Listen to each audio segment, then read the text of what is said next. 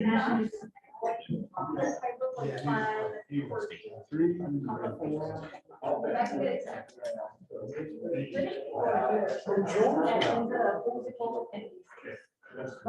guys have Joel? Might have gone to the fair. Do you have Joel? Not saying that.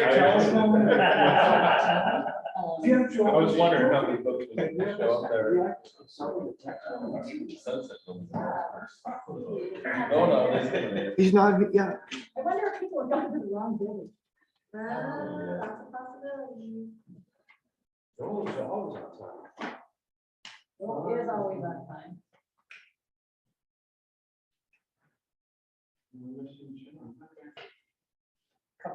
Yeah, I can.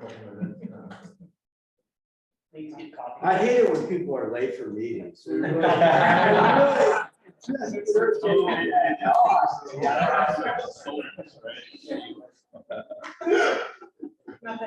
No, I don't. Okay, folks on the phone, we're still waiting for a couple members to enter the room, and we're trying to make some phone calls here. Stand by, please.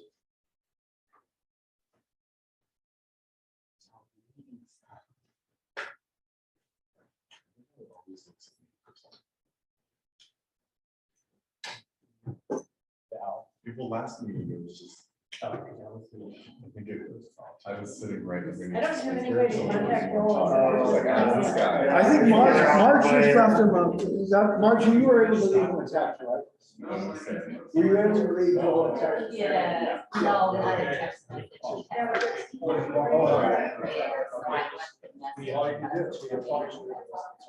we went at the border.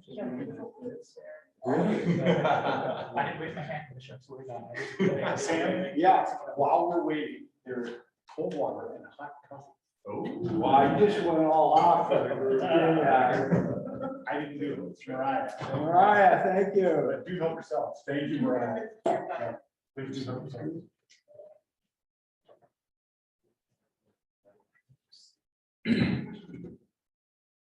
Since you're on time, it's gonna be a longer meeting. Okay, so Liz is here. Sure. Let's compare Liz.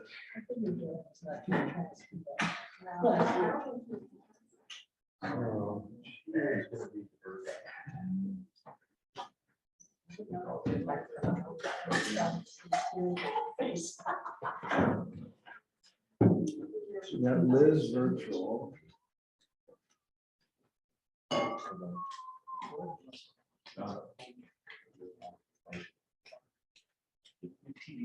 John, or everybody. Louisa, you're on.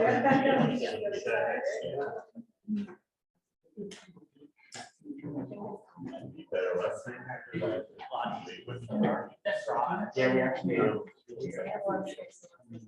Yeah, we oriented them to that way. So that when it comes to the door, everyone's using kind of like that. But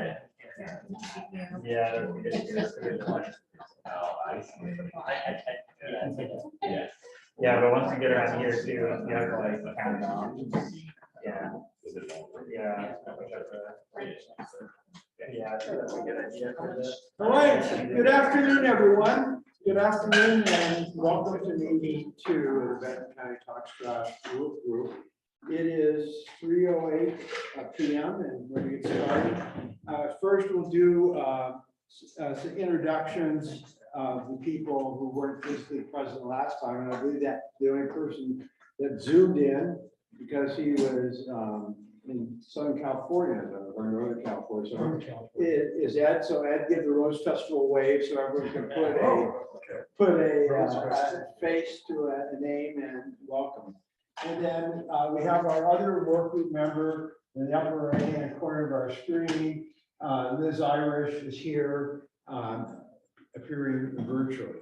And then I think the only other members we're waiting for are Shane Sanderson and Joel Dyer, because Elizabeth is virtual. So thank you for your attention. I have two folks that I work with here with me to take notes. and I'll have them stand and introduce themselves briefly. So Millie, take it away. Hi, my name is Millie. I'm in my senior year at Portland State Honors College, getting my bachelor's in conflict resolution and political science. I'm an ADR associate with Sam, and I've been helping him on projects like these for a year. And next up, Sure. Hello, everybody. My name is Adam Meyer. I work with the Oregon Department of Forestry on policy and doing incident management teamwork. I'm here as Sam's driver to make sure that he gets here on time. good job. And Millie and I are both the support team and support group sometimes.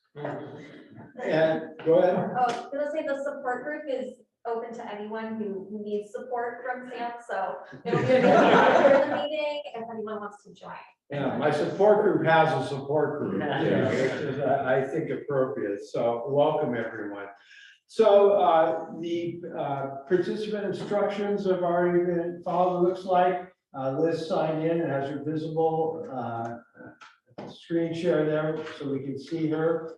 And thank you for all the folks on Zoom who have stopped sharing their screen so we can focus on what's going on. The reviewing the agenda is pretty straightforward.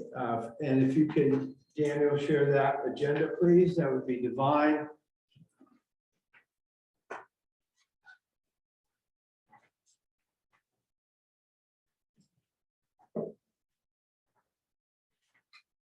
So in essence, while he's pulling it up, we're just going to review the agenda, approve the draft minutes or edit the draft minutes or a combination in there up to the last meeting. We'll then go right to the public comment period. We'll talk about the meeting one evaluation highlights, the meeting two homework. We'll take a break. We're going to explore the common understanding section and start the refinement process for the missing topics and questions. Have a dinner break. We'll discuss the solid waste management plan concept for discussion. We will triage, get back to our triage between the 5 elements and talk about why we're here at participation and do a closing dance number and take it away.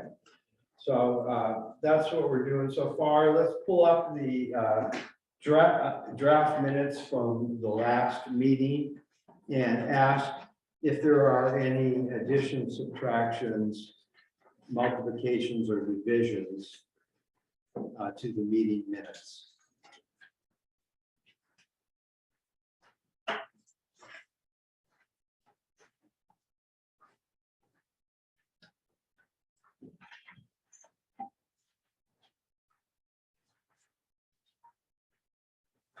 So the major theme here is we've got a recording of what happened. We actually have a transcript, a draft transcript that we're going to be able to post and try to get a better. This is machine generated transcript that Zoom does for us. It's not like a court reporter putting everything down. And then we'll have the major themes outlined there. And then certainly for any polling that's done, that counts on, substantive polling on an issue like the SMMP should include X. Then it'll have a sample template. And Dan, if you go to page 8 of that, you can see what the sample template will look like. So hypothetical question: work group members are more intelligent and better looking than the facilitator. And then we'll call the roll, and then you will say, you show us the card 1, 2, or 3. We will mark whether or not you're 1, 2, or 3. I obviously just made up this Z pattern to see. If you go down to the bottom of the page, it'll then say, in this case, 4 people voted 1, 6 people voted 2, and 3 people voted 3. So that would not be consensus, and that's why in this example, no consensus was bolded and underlined, so people that can see. if there was a minority proposal, the people, for instance, the people that voted a 3 here, they would say that no, the facilitators actually, that, no, that's probably not a good example, but they would put in their proposal, and then they'll have an opportunity in the final report to explain why that is and why that happens, but as it will everyone know. So last call, additions, subtractions, multiplications, or divisions to the meeting minutes. Yes, sir. Just to change. Yes, sir. Page 7. Yes, sir. Top, from the B. I think it's just a typo about Joe volunteering to plan a surrounding tour At at a time. So we'll correct that. Thank you, Ed. Good eagle eye correction. So we'll change page 7, top of the page, section B, to read Joel volunteered to plan a surrounding area tour at a different time than the landfill tour. Where's that? Yes, sir, Daniel. For attendees, Greg Barrett's name is spelled incorrectly. Where do you have this? This is on page 3. The last line of the top table, the Greg Beretta, it should be correct. Well, he asked and I gave him a free name change Okay. as part of my attorney at law practice so that he can have that. So we'll get that changed. I would want to read that. Yeah. All right, last call, going once, twice, sold. All right, next up is public comments. So the usual, I need to get a sense of how many people, and so we can figure out minutes here. So first, physically present, how many people want to make public comments? 1, and then if you could just turn your video cameras on if you're on the screen, so I know that you're in the queue. Anyone on the video call? I want to make kind of, so I see Chuck. We'll get you in the queue.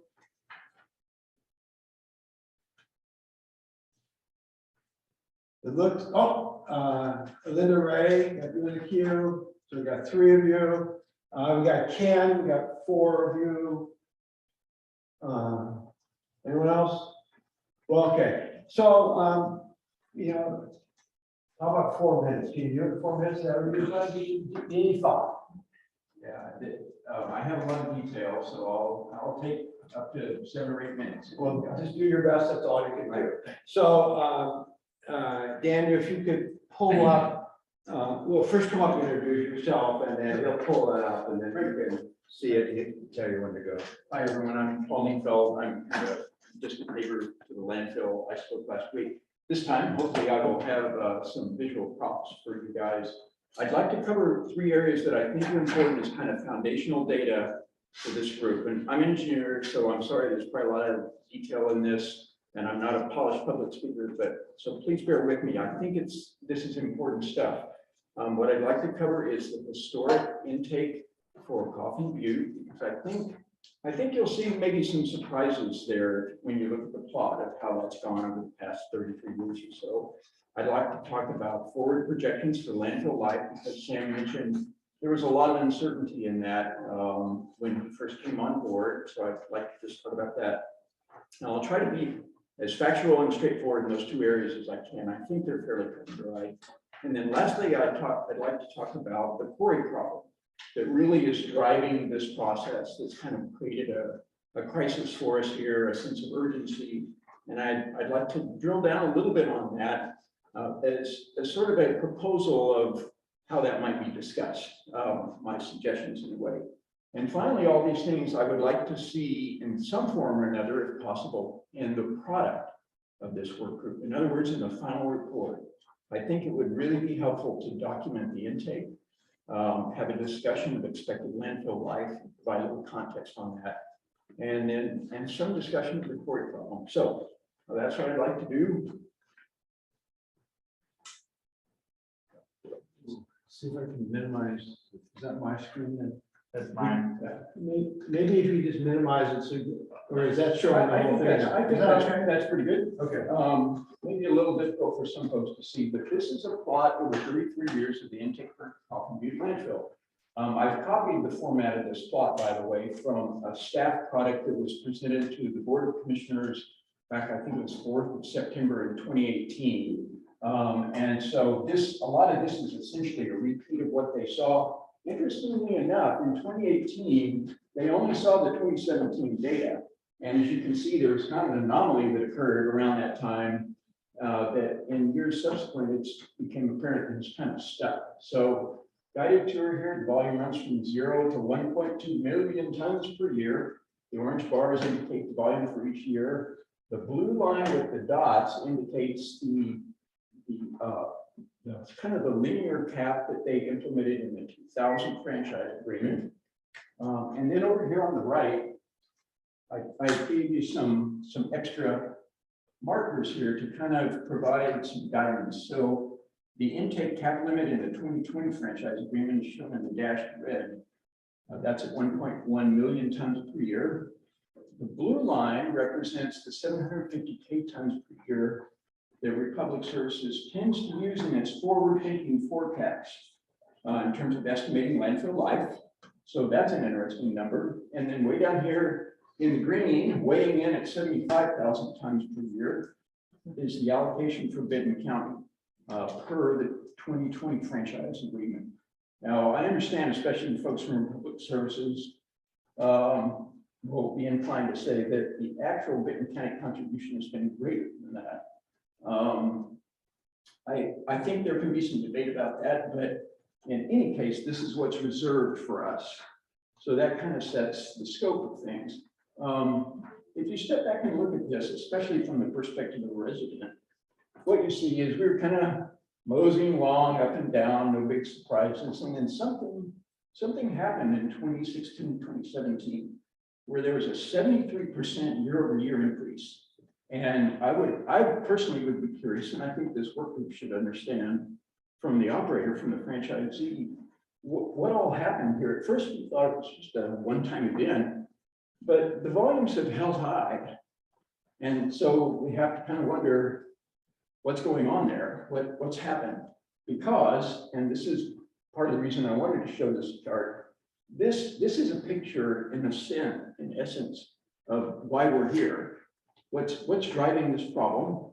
And to a large degree, it's been a huge step up in volume that's eating through the available space in cell 5 at a high rate, faster than the quarry was being constructed by far. And so now all of a sudden there's a short-term problem that we're all aware of, where the cell 5 is going to run out of space before cell 6 is ready. And if we were still down in the 500,000, 700, 600,000 tons per year of intake, this problem wouldn't be facing us right now. It'd be further down the road, maybe wouldn't even exist at all, depending on the timing. So I think this is interesting. One other thing I'd like to note is that for 3 years in a row, the old franchise agreement cap was violated. And I'm wondering why that happened and why Benton County didn't do anything about it. As far as I can tell, there was really no repercussion for that happening. So it seems a little strange, and it makes some of us wonder if this limit is violated, if there will be any negative repercussions. So anyway, that's kind of this chart at a high level. Is there a second chart? There's a table. Is that helpful to show or no? Yes, please. Yeah, go to the second page. Make this a little bit smaller. Yeah. And if you actually go to the top of this one, Daniel, if you could. So the volume leads directly to a discussion of landfill life, which is critical for all of us here, not the least of which is the franchisee, of course. I've made a couple of simplifying assumptions, and if you make those types of assumptions, the calculation of expected landfill life is pretty straightforward. So I've taken the remaining capacity that's stated in the annual report, basically subtracted out what I'm expecting we will run through this year, which is basically the cap limit. At least halfway through the year, we had burned through half the cap, so I just doubled it completely as an estimate. And then if you simplify things, because I'm not a landfill engineer, and ignore things like daily cover and intermediate cover and some of those things around the edges, which I understand can be, 10 or 15 or perhaps 20%, but still, in terms of providing a crude estimate of how long should this landfill last, I'm ignoring that. And then if you assume a density, this is really only the big assumption you have to make. Density has to do with how much garbage they can pack into a cubic yard, basically, is the metric that's used. And the answer is, for the past 3 years, it's been about 0.93 tons. So if you assume that, and then Daniel, if you could go down here, you can pretty straightforwardly calculate what you think the operating life is going to be and what year the capacity will be reached.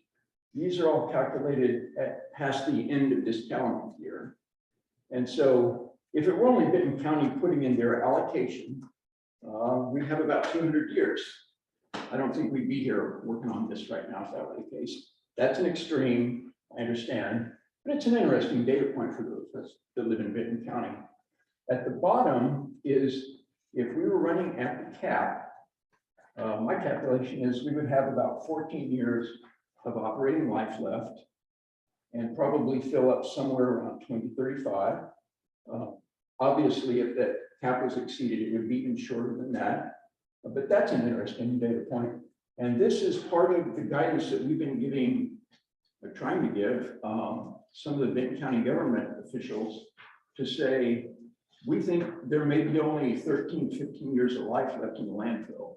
And so we should start working on solid waste management plan to deal with our future here. So that's the reason for that guidance. And then a couple other data points in here at 500,000 tons a year, which is what we used to be running 7 or 8 years ago. We probably get about 30 years of life. And at 750,000 tons, Republic's reference number, we'd have about 20, which would fill out the 2020 franchise agreement duration, which is 20 years. So that's kind of a high level view.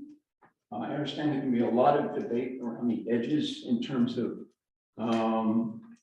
accounting for non-constant or non-average flows and how much space is actually there. There's obviously some interesting subtleties having to do with how much of cell 6 is usable, when can we start using the short-term quarry problem.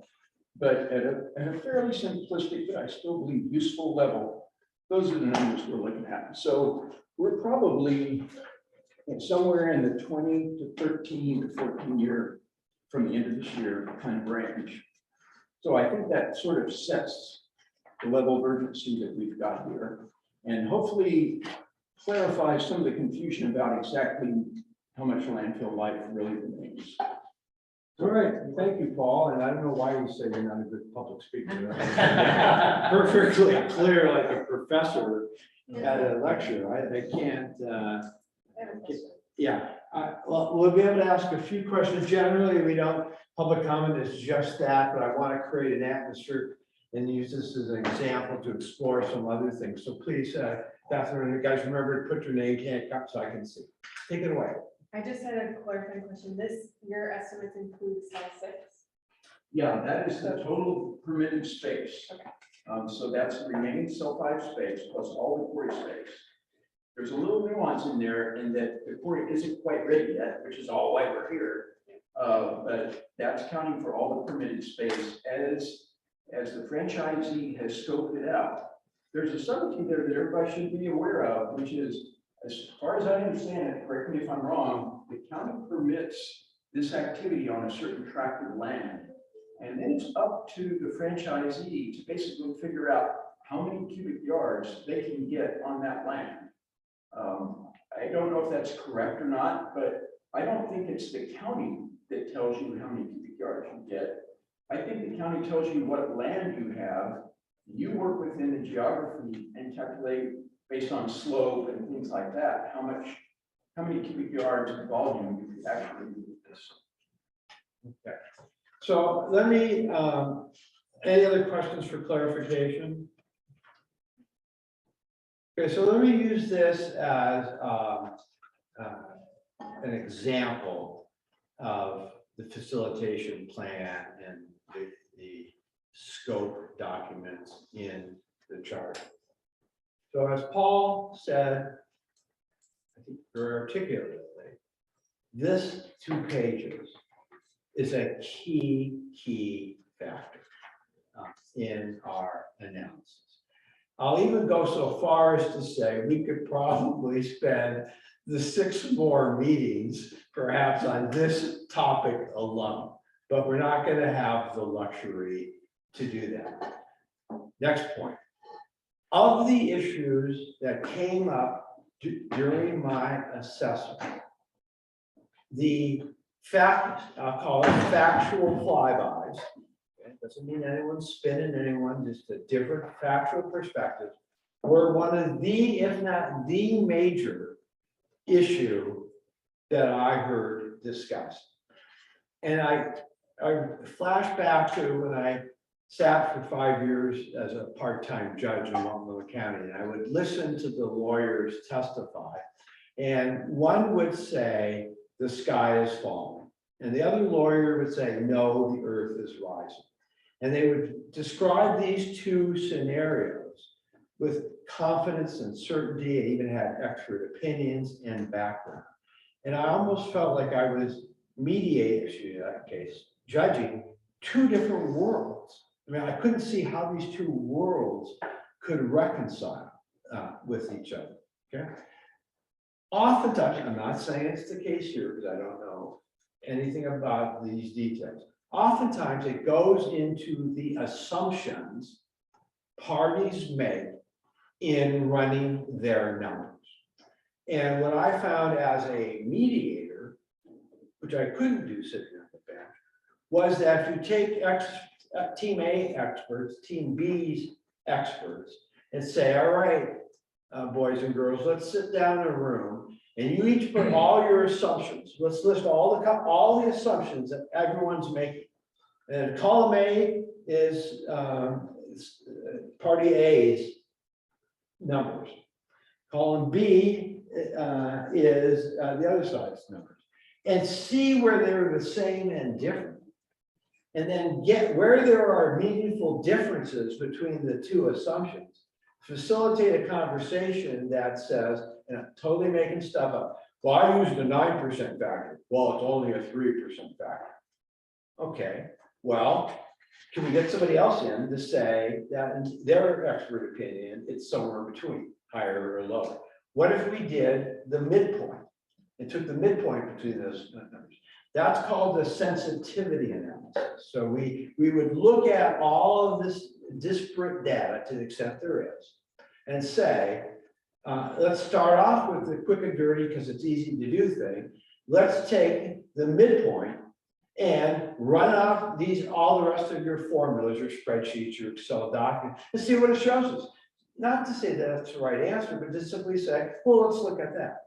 And that's the process we're going to go through. In talking to the commissioners, this issue, by which I mean, when's the landfill going to close issue and how much capacity is, and is there a 4-year thing, a 5-year thing, what was it? Well, you're on this one, the 2851 thing. I'll be 100 years old at that point. So they want to know about it. And so some of this may be an offline facilitated conversation where we get the people that live in Excel. I live in PowerPoint, right? I don't do Excel. We got the people who live in Excel in a room, and we just have an honest conversation about it and see. And it may well be that we're going to have Republic's view, people like Paul or whoever else, their view, and then we may have the facilitated conversation view, and see where it ends. If we were to get everyone in this room to agree that the current cell 5 is, if I'm understanding it, is going to close on January 16th, 2000 and X at 3:13 in the afternoon, we will all win the Nobel Peace Prize for creative economic analysis. Okay, that's not the goal. The goal is to at least frame up better than we currently have this wide gap in what people believe is the truth. That's what I'm trying to accomplish here with this work plan. Now, that's my Sam's sermon du jour. Comments, questions, suggestions that I'm making stuff up and this is ridiculous. Anything that's open game, Brian, take it away. Just to the landfill life, I think you did a great job with that. You know, there's a lot of factors. It's not an exact science. You know, if the economy tanks next year, waste volumes are going to go down. If there's a wildfire and we've got a ton of debris to go into the landfill, you know, that's going to shorten the life of it. So as much as people want an exact number, you know, there's a lot of other factors that go into calculating that. If it's a flood and we have a bunch of bulky debris, that ton compaction rate, you know, that's going to alter the life as well. So it's an estimate, it's not an exact number. Right. So one of my favorite lines is there are no facts about the future. We can just do the best we can to make a reasonable, intelligent prediction. Questions, comments, suggestions for something different on this issue? We're not resolving it obviously today, but this is a good tee up of some of the key things that we've got to struggle with. And it may well be for a lot of these things, we're going to have, you know, here's the Republic's view. Here's folks that have a different point of view. Here's what the work group's general view is. But there's no, I mean, we're not going to get an agreement as to the date, this and time this thing is going to get closed. It's just unreal and unnecessary. Last call.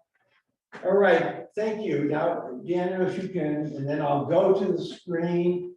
And I think if you put your videos on again so I can get the order of people I'm calling on for the rest of the public comment. Chuck, are you there? I think you were the first I saw, so I'll try to call on you first. Are you? Can you hear me okay, buddy? Yes, sir. I'm just having a little trouble with starting my video. Oh, no problem. Okay.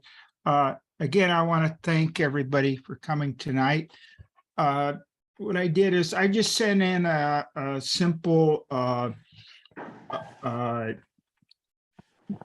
memo on what sustainability is, and then break it down to I look at the landfill as really a resource under sustainability. And from that point is to look at how we can reduce the refuse coming into the landfill into something that is useful. And what that useful product is really set up in sustainability as conversion from waste to energy. So I won't take up too much time, but if you could just review that, that's just a starting point for conversation with everybody. Thank you, Chuck. Anything else to add? Always, but I've got time. Okay, Chuck, when I interviewed you in assessment, I thought I made it clear that I do the jokes, not you, buddy. All right, thanks, Chuck. So I think Linda was next. I see she's alive and present. Linda couldn't hear you, so she turned her camera on. Thinking we were introducing ourselves, so I'm sorry, I did not have a You do not have a public comment. Okay, sorry. Good. Okay, all of a sudden you moved from the video screen to the back of the room. I thought that was pretty darn impressive, you know? All right, next up I've got Ken. Yeah, hi, everyone. Can you hear me okay? Yes. Yeah, so my name is Ken Eklund. So I just have a quick comment following up on Paul's presentation, just because I think Paul said that he used the numbers in the landfill annual report for the volume of the landfill. And I believe in the public, in the county document about the landfill, they pointed out that those numbers are, as a matter of fact, not correct. Because that number that's stated in the annual report assumes that the quarry has been completely exhausted. So that's the amount of volume that's available if the quarry has been completely exhausted. But of course, the quarry can't be completely exhausted for another at least 8 years or more. Complication for that. And of course, if you're putting garbage into that space, you're not actually being able to take quarry rock out of that space. So that number, the effective number for the landfill, what's available, if garbage started to be added 4 years from now, would be lower, significantly lower, I think is what Ian McNabb said, than that number. So basically the timeline, looking at Paul's number, is even shorter than he says, because that volume is not actually that volume, the number that he's predicating that upon is actually a number that doesn't exist in the timeline in which it would be filled. I'm not speaking about it very well, but that's just another complication, I think, but it's a worrisome one because essentially it does reduce the volume that's going to be available in a manner which anyway, reduces that volume. But the reason I wanted to talk to you is just because one of the work group members, Liz, just had a question, a formative question about the Solid Waste Advisory Council and the Disposal Site Advisory Committee. She just wanted to know what the history and kind of why do those organizations exist, why those entities exist. And as the chair for both of those entities, I can just answer that question. So the Solid Waste Advisory Council has been formed by the county. It's a typical thing, a standard thing, I would say, for counties to form such a group because all counties have waste streams. And so essentially that's the purview of the Solid Waste Advisory Council, is to look at how the county handles its waste stream and what, how much do county members pay to have their waste stream processed, et cetera. So again, the Solid Waste Advisory Council is formed by the county. There's a section, the bylaws are established in the county code, et cetera. And the mission of the Solid Waste Advisory Council is to advise the Board of Commissioners on issues having to do with the county waste stream, and also having to do with how that county waste stream affects the health and welfare of the residents of Benton County. So it's one of the functions of the Solid Waste Advisory Council that it kind of sits between the county and the community in issues of solid waste management. So complaints come to it, or can come to it from the public. The public can also bring up other issues like what's the long-term plan for the county and its waste stream. All of those things kind of come to the Solid Waste Advisory Council, or it can. Now, the Disposal Site Advisory Committee is a state entity. The state has, it's in state law that that organization be that it be convened. And it's a requirement essentially for counties that have a landfill in them. So again, the purpose is to handle comment from the public, come to the Disposal Site Advisory Committee, and are then passed on to Oregon DEQ every year, assembled and passed on as part of its function. But then also to handle other issues essentially having to do with the disposal site in particular. So those two organizations have quite a bit of overlap in terms of their charter, their missions, which is why they are essentially combined into one group in Benton County. So the same members of all the members of the Solid Waste Advisory Council are also members of the Disposal Site Advisory Committee. The Disposal Site Advisory Committee also has ex officio a member, a representative from the landfill. So Liz, if you have any more questions about that, or if anyone in the group does, it's entirely understandable. You don't really know who we are or what those organizations are, where they came from, what they do. That's kind of the high level view. Thank you, Ken.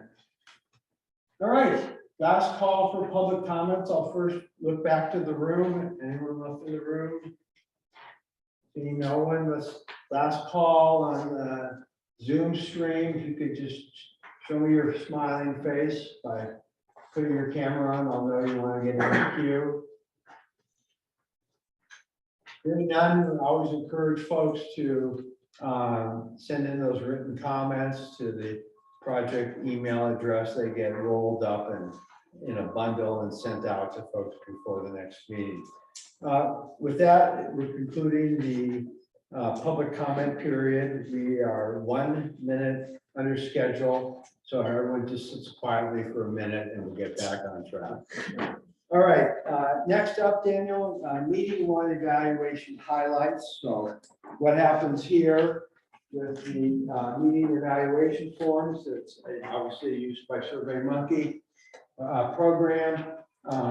In this case, Millie or Amelia downloads the data into Excel, copies and pastes them as is into the document and formats them so they're easier to present as a Word document than the Excel document. And so it's the classic Likert scale from very dissatisfied to very satisfied. And this top row basically is saying as to the overall meeting quality, no one was very dissatisfied, no one was dissatisfied. 8 people thought it was okay, 4 people were satisfied, and 1 person was very satisfied. So that's what the little numbers below in parentheses mean, how many people voted what way. And so as you can see, everything is to the right at or to the right of the midpoint. And so that's just a barometer. It's not some kind of scientific scale. It's just to help me and our team understand, are we going too fast? Are we going too slow? I mean, you know, what's sort of the zen of the room under that old continuous improvement kind of philosophy. And if you can just go down to the first comments here. So here, these are open-ended questions, you know, and so you look at what was most helpful. I think what needs improvement is the next one, and you know, give us your general terms. But once you go down, so there's just some chief categories. And so what's important to know here, for those of you who are trying to figure out who said what about who, when, where, why, and how, what we do is take each of these comments that come in, right, that are frankly, SurveyMonkey puts them in the Excel spreadsheet by when they entered the survey. We don't copy and paste those in that exact order. What we do is take, like for instance, all the comments for 9, and we put them in alphabetical order by the first letter of the comment. So in other words, the person who did, the first person in each of those open-ended questions is not the same person who answered. So you can't go through and read the 4th entry for each of the 5 categories and go, now I know how person number 5, or member number 5, both her comments around it. That's intentionality. Okay, they let you be candid about it. And you see there's no names attributed to this. Now, we do not go through, nor do we ever, nor do we even have the capacity, if we wanted to, go through and take your narrative. Like I'm just picking this one, this is the longest one. You know, it's about 10 or 12 lines, go through and edit that and take out anything that we think might be identified. It's not, we're not editing these documents to protect the innocent or to protect the guilty. We're just putting them in there, okay, and it's alphabetical. So that's how this process works.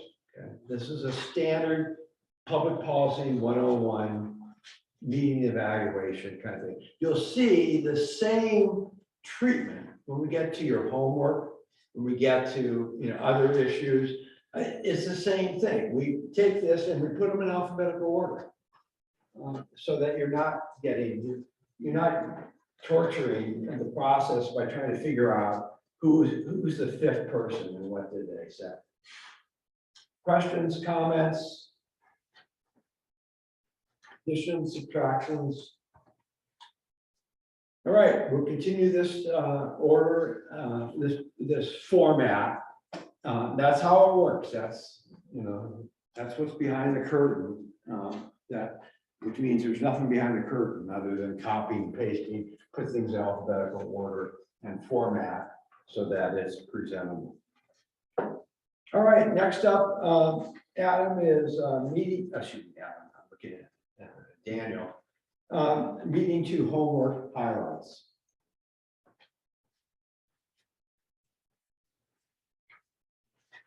Any minutes while he's doing that, just if you have anything, just unmute yourself and start talking. I'm trying to see, when your little hand goes up for that Q thing on Zoom that raises your hand. I'm trying to look at it, the screen's small. All right, so what we did here is we put forward the various. Here's your respondent, and we just put them in alphabetical order. Here, by your name. The alphabetical order by name does not cross into the alphabetical comments. It's not by name, it's by random what the comment says. So here's all the people that responded. We had 15 total, and 12 of those folks were polling members, and 3 of them were ex officio. To give you a clear idea, because we have this distinction, ex officio members or valued members of the community are here to offer substantive information on some of the procedural issues, like what time are we meeting and who go to the tour and what kind of lunches are Russ and Sean going to serve us, that kind of thing. They get to opine, otherwise they don't. So we have 15 members that came and answered the homework, which we appreciate. We understand that not all of you have the time, and frankly, getting up to speed on some of this stuff for the first time, and that will evolve over time. Question number 3 just gives the alternates for folks. Again, the board prefers that you yourself come to the meetings, but if you can't, life needs to go on, and then you assign an alternate. So that just lays out who alternates are, and that will, from this point forward, be moved into any of the meeting minutes and roll calls as such. Next up is the other question that I called an audible on last time, and we didn't get to it. And the question really says, all things considered, the Benton County Talks Trash Work Group membership is balanced fairly. And this is not a vote. This is taking your pulse in the moment to get a general sense of where the group is. The action is here in the meeting, where we talk about it, explore it, refine this, and we may end up saying, this looks good to go. It may turn out that we say, no, now that we've talked about it and had a chance to hear from other people, I've changed my mind and I'm going to move my X to the left or the right of where it was in the first place, because I appreciate what my colleagues had to say. So basically this says, of the polling members, the top, get over here a little bit so you can see this, I appreciate it. Of the polling members here, thank you, Daniel. Two people strongly disagree with that statement. In other words, two people think, and I'm trying to put words in their mouth, but just by mere logic, two people are saying the BCTT work group membership is unfairly balanced. In essence, that's what they're saying when these two people voted a two. No people voted one, two people voted a two, so we have four people on the it's not fairly balanced end of the spectrum. One person is neutral, and then on the other side, we have 4 4s, 1 5, and 2 2s. That means then the average of these things is 3.3. So it is somewhere right about here on this spectrum to go forward. So this is an example of quantifying your subjective beliefs. It's a beginning, not the end of the conversation. Ex officio members lean more towards thinking it was balanced, but not by a dramatic amount. They're slightly to the right of the neutral midpoint. Their average was 4.4. For purposes of just being full disclosure, if you add those up, the average is 3.5. So it's it's just on the positive side of agreement. It's, it's not all the way over here, not all the way over there. So before we get into that, the discussion of this, I want to make sure if there's any questions or comments about what I'm doing here. So I saw you first. Go ahead. Just for disclosure, meeting with Daniel, on page 2, Scott is still a member. Did he vote? The question came up last meeting about ex officios. Right, I know it came in at the last minute, so I was just curious, so everyone knows who's voting as ex officio. Yeah, so the only 2 staff members currently are, Okay, only because Scott is still on page 2 of Yeah. this, so I just want to be clear, because it came up last meeting. Yeah. Who's So voting, so I just wanted to. so you can vote. No, I know, but I was just making sure of the number, there's an extra name on there that is not actually voted. That was why. Okay. Yes. Okay. There's somebody over here. And the process questions.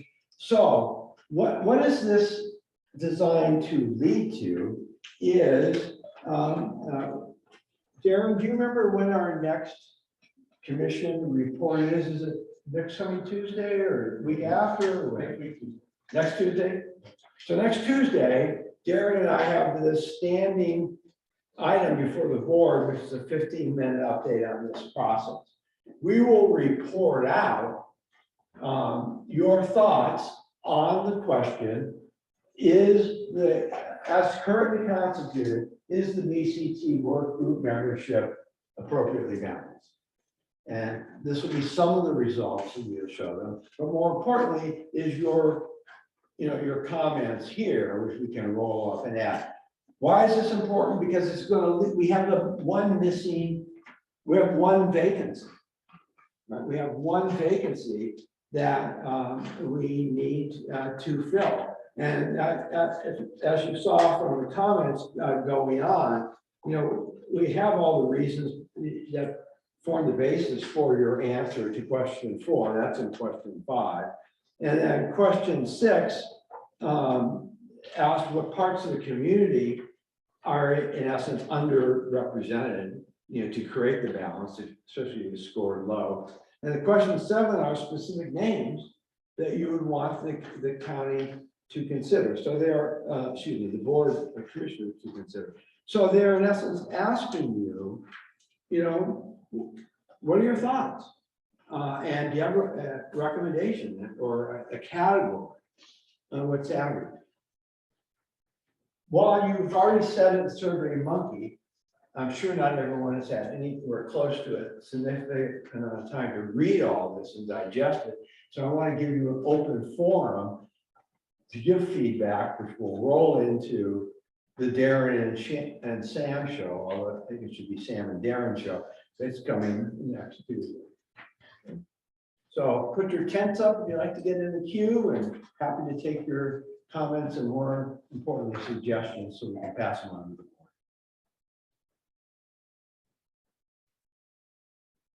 John, Well, what resonates to me is that more than one person said there's some lack of representation from traditionally underrepresented populations in our community. Black, Indigenous, BIPOC, students were mentioned. There's a lot of different ones, I think, you know, decide which area needs more representation. You know, it needs to be a meaningful ask, I think. so in the category of you know, updating you, I've worked with Grandma Tribe over the years before, and I have some close connections there. I talked to them about participating in this process, and the cultural resources person indicated that there are government relations. There are two different types of Cs. Consultation, which is the formal process, and the other C, lowercase c, perhaps, is the coordination function. At that point in time, they prefer to do the little c and be on the mailing list and brought up to speed. I have not been able to get a hold of the Silas Nation yet, and I will continue my efforts to do so. So if any of you have a specific person there that you could send me an email for, I'll just hop on the phone as soon as I get it and let them know. But I think that's a great point. I don't think, you know, necessarily a seat here is for every, you know, every person, every group, but it could be some other form of interaction and engagement. Right. And there will be, there's a plan afoot to have one or two open houses that will invite people, or one or two full open to the public surveys or polls on what they think about your recommendations after you get to the point where you have something for them to opine. Any other thoughts on this particular topic? Who's missing? Is it balanced? If not, who's missing? And any specific names for the board to consider for Tuesday's event? Going once? Anyone on the phone? She's not the phone. Anyone on the alternate universe? What's it called? Metasphere now or something? Virtual metasphere. Isn't that what's he saying? Yeah. A question, I'm still not really set on the site location, and all the maps I've seen are, you know, kind of stop at 99. And I really don't know what's to the east. Okay. I get the impression it's Oregon game lands, but I don't know how they're represented, because to me, that's kind of like an area that could be impacted. Okay, so I don't know, Daniel, your website well enough. Is there a map, or is there on your website, Sean and Russ, a map that we could, just a quick geographic thing that we could put on the screen and make sure everyone's oriented? I believe we have a map on the website, but it takes a second for me to. Yeah, there's maps on the website. Okay. They start off like with maybe 100 feet in. You can Yeah, sure, Yeah, that's what I'm talking about.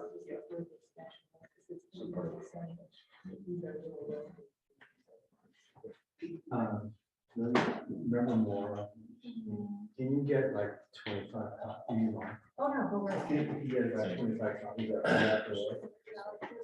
You can also, you can just pull up. Okay, Darren's gonna do it. Okay, yeah, we get the map. Yeah, Is this a part of better? the attachment. Okay, so never mind, it's okay, Darren, we found, so it's an attachment, so the myths and facts of. This one is, looks like it's like the third to last page or something.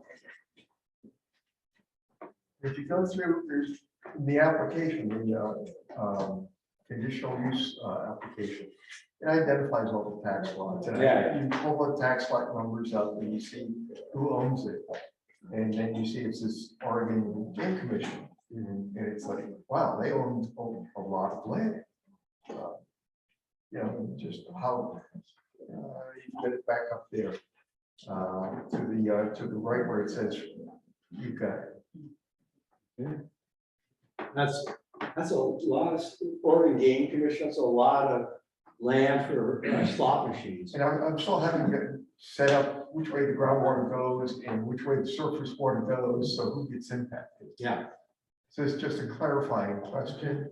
So we're gonna look into that and see if, you know, if that, I guess, in my own preference, if this issue came up during the assessment, I'm not so much inclined to have another governmental entity at the table as opposed to more of a citizen resident. Yeah, You know, but you know, it might be an ex officio or it just might Yeah, say, you know. could be an what's ex officio. important. yeah, could be an ex officio. It's just, you know, it's right now it's a black box. So Yeah, no, that's good. Last call on the issue of who should see us. Oh, yeah, sure. Yeah, I just wanted to respond, and I could probably clarify a lot of that because I know everyone around the landfill area.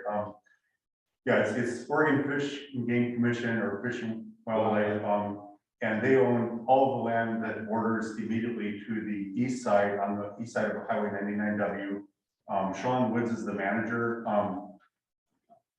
You can talk to him, and also I would say the hunting and fishing groups that use the site are also interest groups. There's the Mary's Peak Hounds Club is really big on that site. That's their #1 site.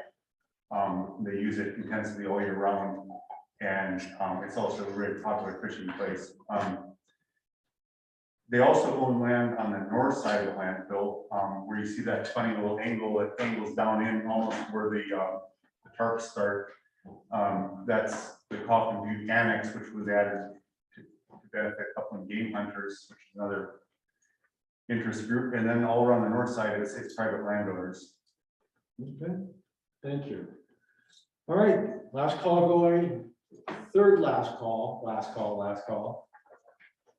All right, we'll roll this up and we present it to the commissioners on next Tuesday. I think we're usually like the first part of the agenda. And the meeting started at 9, is it? Yeah. So there it is. All right, the final homework assignment, I'm just gonna let you know it's there because we have a point later in the afternoon to do that, but it's another example. If you could put that up and it's on page 5 in.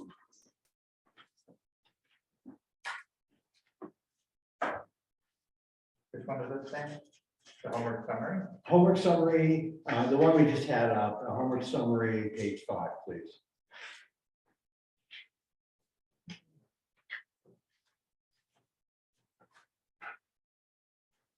All right, so what do we do here? Like the meeting evaluation, where you didn't just get an average of what the results are, I think it's important to see the scatter of how members voted. And that gives a sense of the group, to the group and to us as the facilitators, how many folks are okay with the process, how many are, darn okay with the process, and how many people are darn dissatisfied with the process. So that's why we do it into not just an average, it's that then can skew what the real message is from the work group. On this topic, and I think we have a proposal on how to deal with the allocation of the 5 topics in the chart. So I'm not teeing it up here to discuss that. That will be later on this afternoon. So what we simply did is take polling numbers. Polling members 1 through 50 and ex officios 1 through 3. And again, as a place to start, not as a vote, this basically says that this time around, people thought we should spend roughly, this is not like a mathematical thing. It's kind of take your pulse, how many meetings we have, how can we do it? 22% thought the average of is that group, on average, thought 22% of the time common understanding. 18% of the time landfill expansion, 40% of the time scoping the long-term SMMP, 9.2 and 9.2 additional topics in community education. Okay, that's going to ebb or flow over time. However, a couple things to point out here.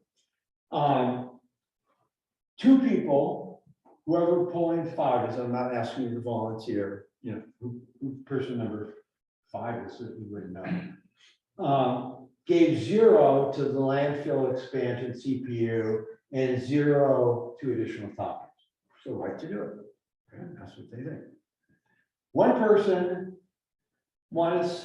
suggested that we do 100% on the SMMP and don't spend any time on the other issues. So it's not, I can't just give you the average and have you have a complete picture of what the Zen of the group is. You've got to see, because these numbers, when zeros are added,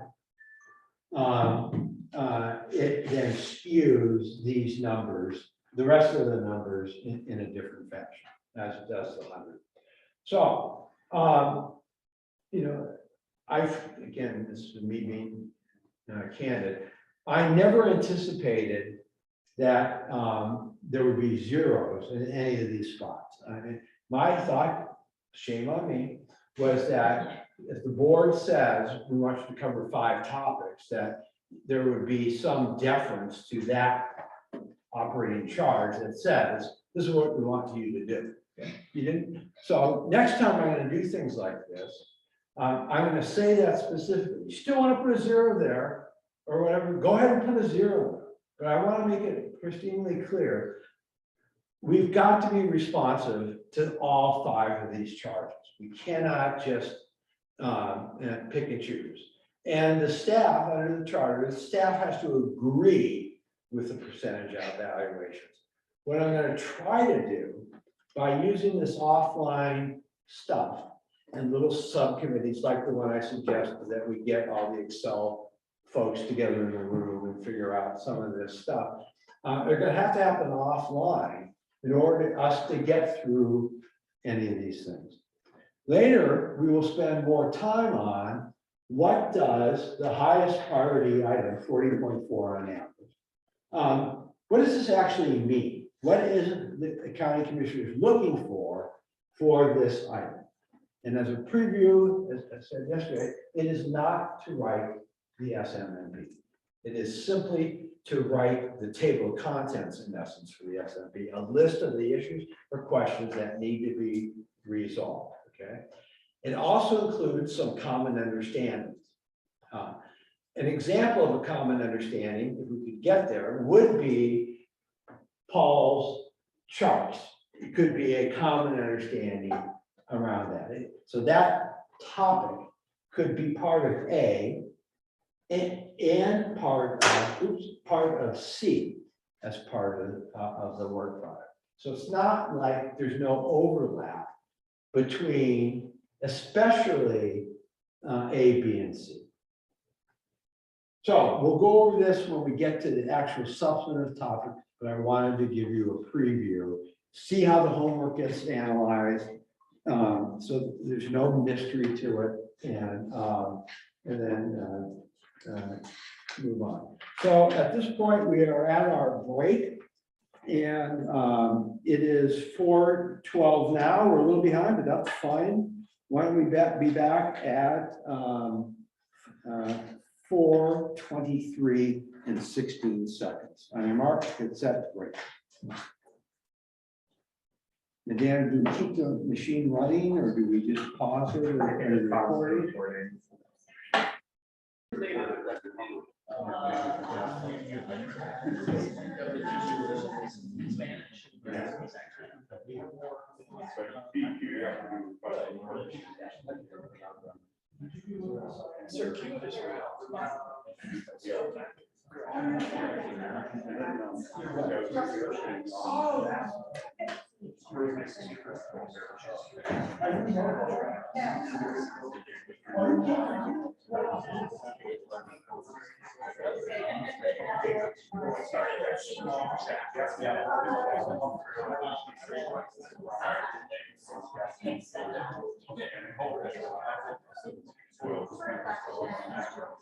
Yeah. That'll just make it a lot easier.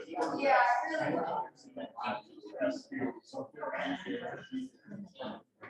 Any school board meeting?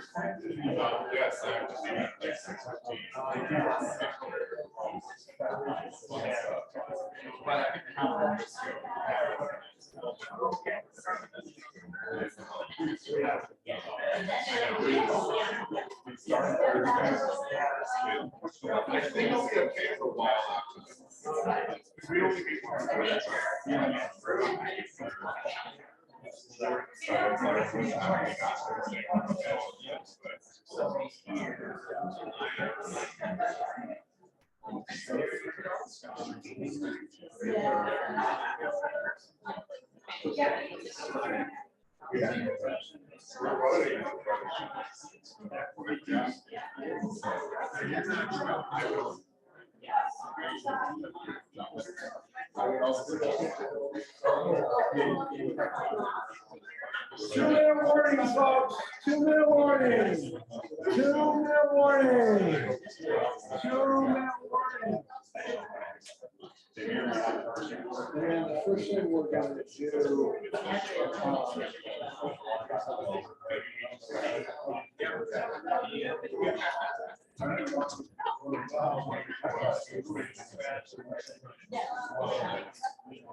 One minute warning, folks.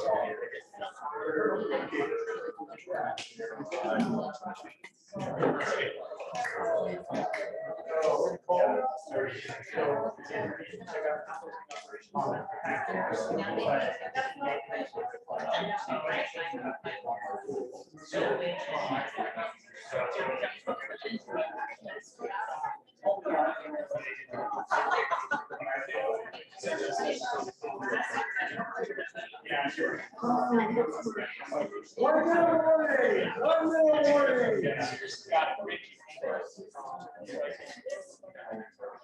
Okay, well, no, good.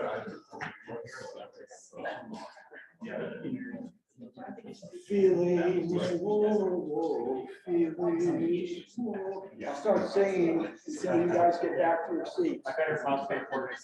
Yeah, you better stop the clock. People will file a tort claim for ear damage, hearing loss, ear damage. Don't worry, we're not there. Okay, so ready to put back on the. All right. Welcome back, everyone, and thank you for being so prompt. There's an echo now. I think. Testing, 1, 2, 3, testing. Hello, testing. Sorry, the owl got disconnected here. Okay. Testing, 1, 2, 3, testing. Testing. We should be good. Okay, how's this, Liz, how's it going, Liz? Can you hear? Okay, thank you. All right, so next up is explore common understanding sections, refine list of missing topics and questions. So one, not the only takeaway facilitation team got from our last meeting is how to tackle this particular topic. And I believe it's Nancy who made a good suggestion to, let's not put forward, and some others have used it too. Let's not start with 95 or whatever it was page document. Let's start with the table of contents and get a sense of what's going on. So could you pull that up, Dan, or is it waiting to load? So what Daniel and my team did is this is like a draft table of contents of the work group recommendations, section 4. This is of the common understanding material. So what happened here is we had the table of contents that was lost in the 875,000 page document that was sent out last time. We stripped it out of that document and simply put it in the left-hand column. And this is the part where you can add to this. Then you went through this. What did you do after mechanically, we just created the left-hand column? What steps did you take by way of processing member feedback that we've gotten so far? So we essentially went through member comments and just general public comments that we've received for both meetings so far, and incorporated that content into the overall draft, and anywhere where that added any additional sections of this table of contents in the left column, we've added that material to the left column. So it's going to be different from that original draft that you saw in the very first meeting. So again, in order to be responsive to your homework recommendation, responsive to the comments that we got from the public, rolled all that up. And this is, again, a place to start, not a place to end, okay? But it's designed to facilitate the conversation. So the exercise is, looking at this document, are there any topics or questions that should be answered that we need to improve? So let me ask one specific question, Dan. Is Ken sent in an X number of page document that we have placed on the site?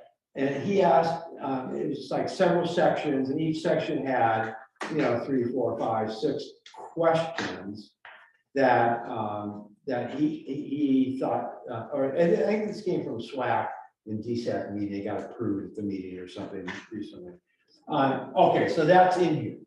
Yeah, that all of those questions that were raised in Ken's document is in the assumptions section.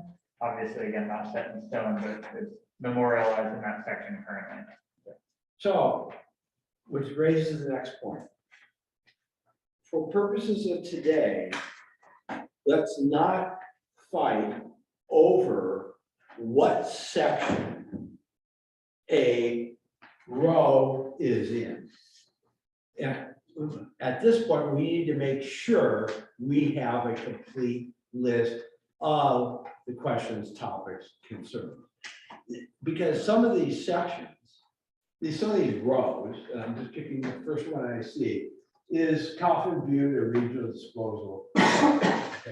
That can appear in many places, in the body of the document or references to it. We're not down to that fine level of editing the document. We're simply trying to get a complete list. And then, Dan, if you go to the very top, please, you can see these headings.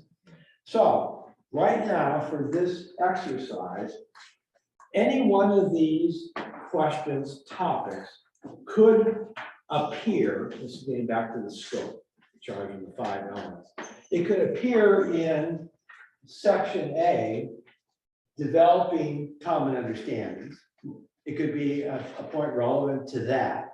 Section B, it could go into existing criteria, information requirements for the land use, the CUP thing for short.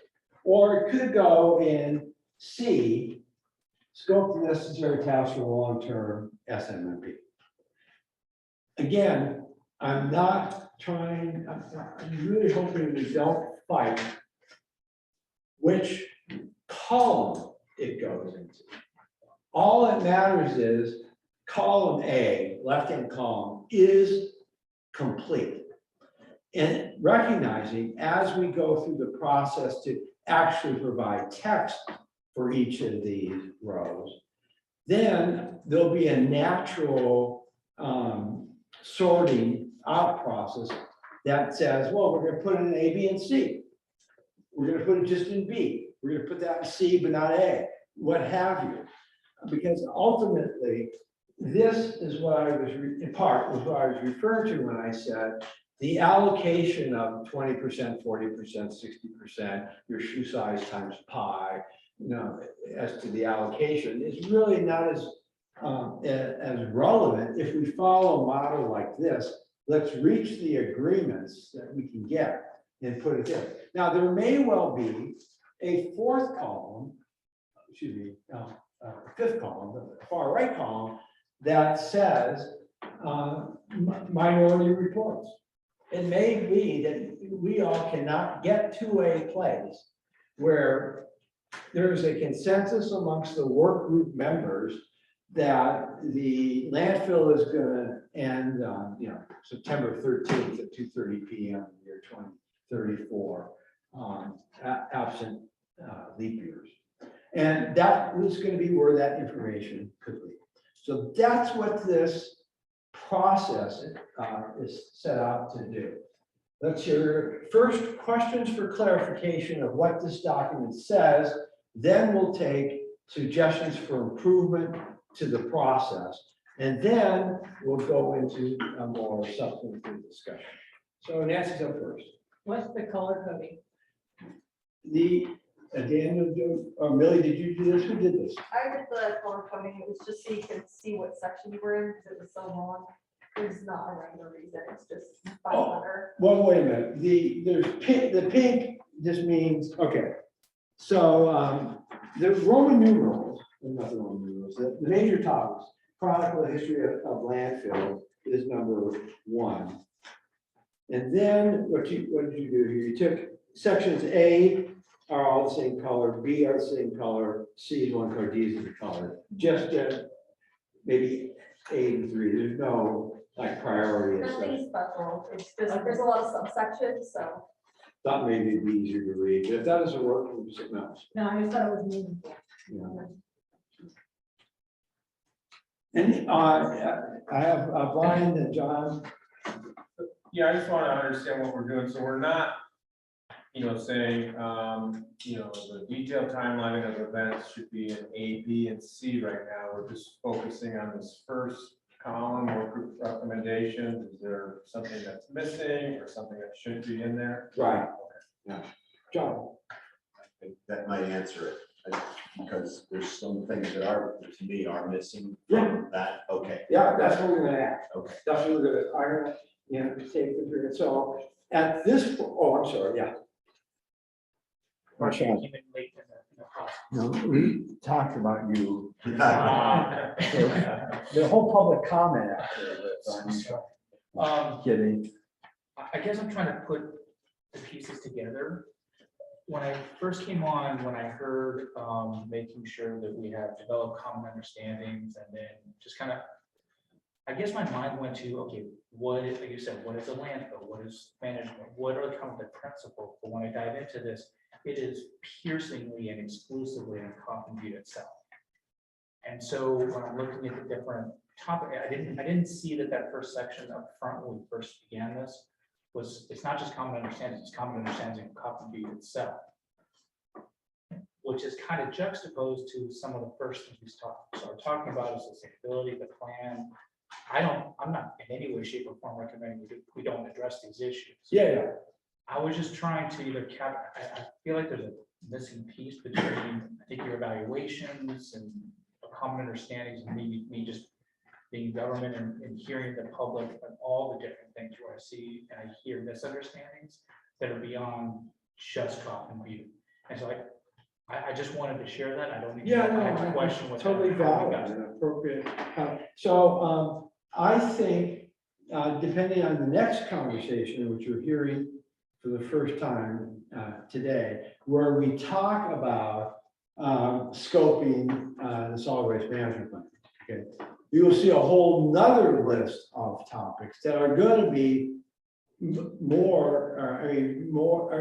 going to be limited to Coffin Butte. They're going to cover the whole array, recycling, transfer stations, all these other sorts of things. That may well be added to the bottom of this list, so we have all these topics we need to do. And then for purposes to start off, those topics will be X's in this column, which is the solid waste management plan column. So this is just the start of priming the list. And later on after dinner, I don't know if this is the right time, but. No, please. So Who will be reading it? Is this just for the county to read or? So the short answer is it'll be for everyone to read. There will be a work group report. The work group report will have all this information in it. Okay, it'll be posted on the website. Okay, the SWAC, DSAC, the planning commission will have access to that for them to do whatever it is they want to do with it. It could be nothing. It could be they want to look at this. And they're not mutually exclusive on activities. It's a resource. It's a recommendation. It is nothing, there is nothing binding about this. So then can I ask a question? Absolutely. Why do we need so much detailed information about the history of the landfill from like when people threw trash in the river and all that stuff? Like, I don't personally, if I was reading it as a community person, I mean, we know about that people didn't use landfills in the olden days. I don't see why we need all that. I think it can be very more succinct. So the short, But maybe there's things I don't. the short answer is that that may be how this work product ends up based on your feedback. The default, this is like public policy facilitation 101, sort of what's motivating me, doesn't mean you have to agree with it or that's right, is that you start when staff does a document, they start with over-inclusiveness to have it out there, and then you can cut it down. Because just mechanically, it's easier to do that than have staff say to staff, go back and research X. So it is an iterative process. You may end up saying the landfill, no, I'm making this up, was created 2 days after Lewis and Clark came down the Columbia River. It now is, and it still exists, love, work. Does that help? Yeah, I just think, yeah, I'm like, I don't think we know that stuff. Yeah. We're getting there. Yeah, smart. Okay, so we're free to excise portions. Yes. Yeah, okay, now I have a detailed question also, which is on the last page, Yamhill County and Lenox County, there are no exits by that, and yet it seemed to me that those were the most important landfill examples that we should use. Okay, so you're gonna make a suggestion to add, which counties, Mark, I didn't hear you, I'm sorry. Which two counties did you want to add to the slide? They're here, they don't have X's. So what's the meaning of that? Yeah, I'm going like. I can speak to that. Please. It just is missing an X as like an oversight. But basically everything listed right there should have an X somewhere. But that's the idea. Yeah, So so I think that, the intention is that those would be an X in that section of the column. this is a PDF, so we can't really edit it No. online, right? So we'll make a note, maybe we can make a note to add the X's. See, Brian and Catherine. Just, I wanted to click on Lane County, they run and operate their own landfill, so they don't have they're not hosting a landfill, it's their landfill that they run and operate, so. I don't know if that makes a difference to people. Are we going on topics now? Oh, not quite yet, just want to make sure, but we're really ready to do that. All right, so what I'm going to suggest to Millie and Adam for this portion of the meeting, we not try to plug them in the specific row they belong, but simply maybe create a little table that has topic. The first column is topic or topic / question. The second row is a quick and dirty, well, let's just put them all in it. A quick and dirty where it goes in the first column, but I don't want to get hung up on that. I want to get the complete list, and there'll be a logical place to put it later. So, but just to have it. So let's start at the top, Adam, just to prime people to see. If you go to the top of this document, please. And this is just like prompt guide. It's not a big deal. So the first topic up is a chronological history of the key Cottonview landfill topics. A, history of solid waste. Now, the comment we have so far is for Louisa saying shorten it would be her default recommendation. But I'm not trying to shorten or long, I'm just trying to see if it's complete.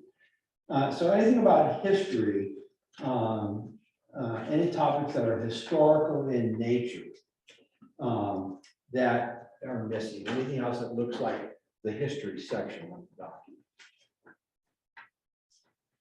Okay, let's move on. I think we Sorry. do have some- Yeah, right. Well, just, being that there's also the solid waste management plan, maybe a history of recycling and composting as well. That's good, and you will, trust me, Lord, you'll see that after dinner as one of the topics. All right, anything more about the description of the site? Any questions? I'm sorry, just say it out loud so I can see. Oh, Nancy. Yeah, I get a really bad graphic description about how the site had changed over time, and I'd like to see a presentation of it in that way. That was part of the presentation. Oh, to the land use thing. So it's on the land use hearing site, the planning commission meeting. Yeah, it was a PowerPoint presentation. I think Daniel, he certainly had it, but, this is something I did in a very short time and with inadequate access to assessors' records, which would make it more accurate. I mean, I have to, when I present this, I have to say, and it's bad. I would like this. No, it's a beginning. I don't want to say it's bad, it's just a beginning. But I thought it was a good way to present the changes over time in a way that was really quick to understand and a lot more easily comprehensible than a bunch of numbers. So if we're going to talk about how things are presented, I would say that we should strive to make things presented in a way that is easy for people to understand as opposed to impossible for people to understand. Absolutely, and the plan of writing a report, given its iterative nature, is we can get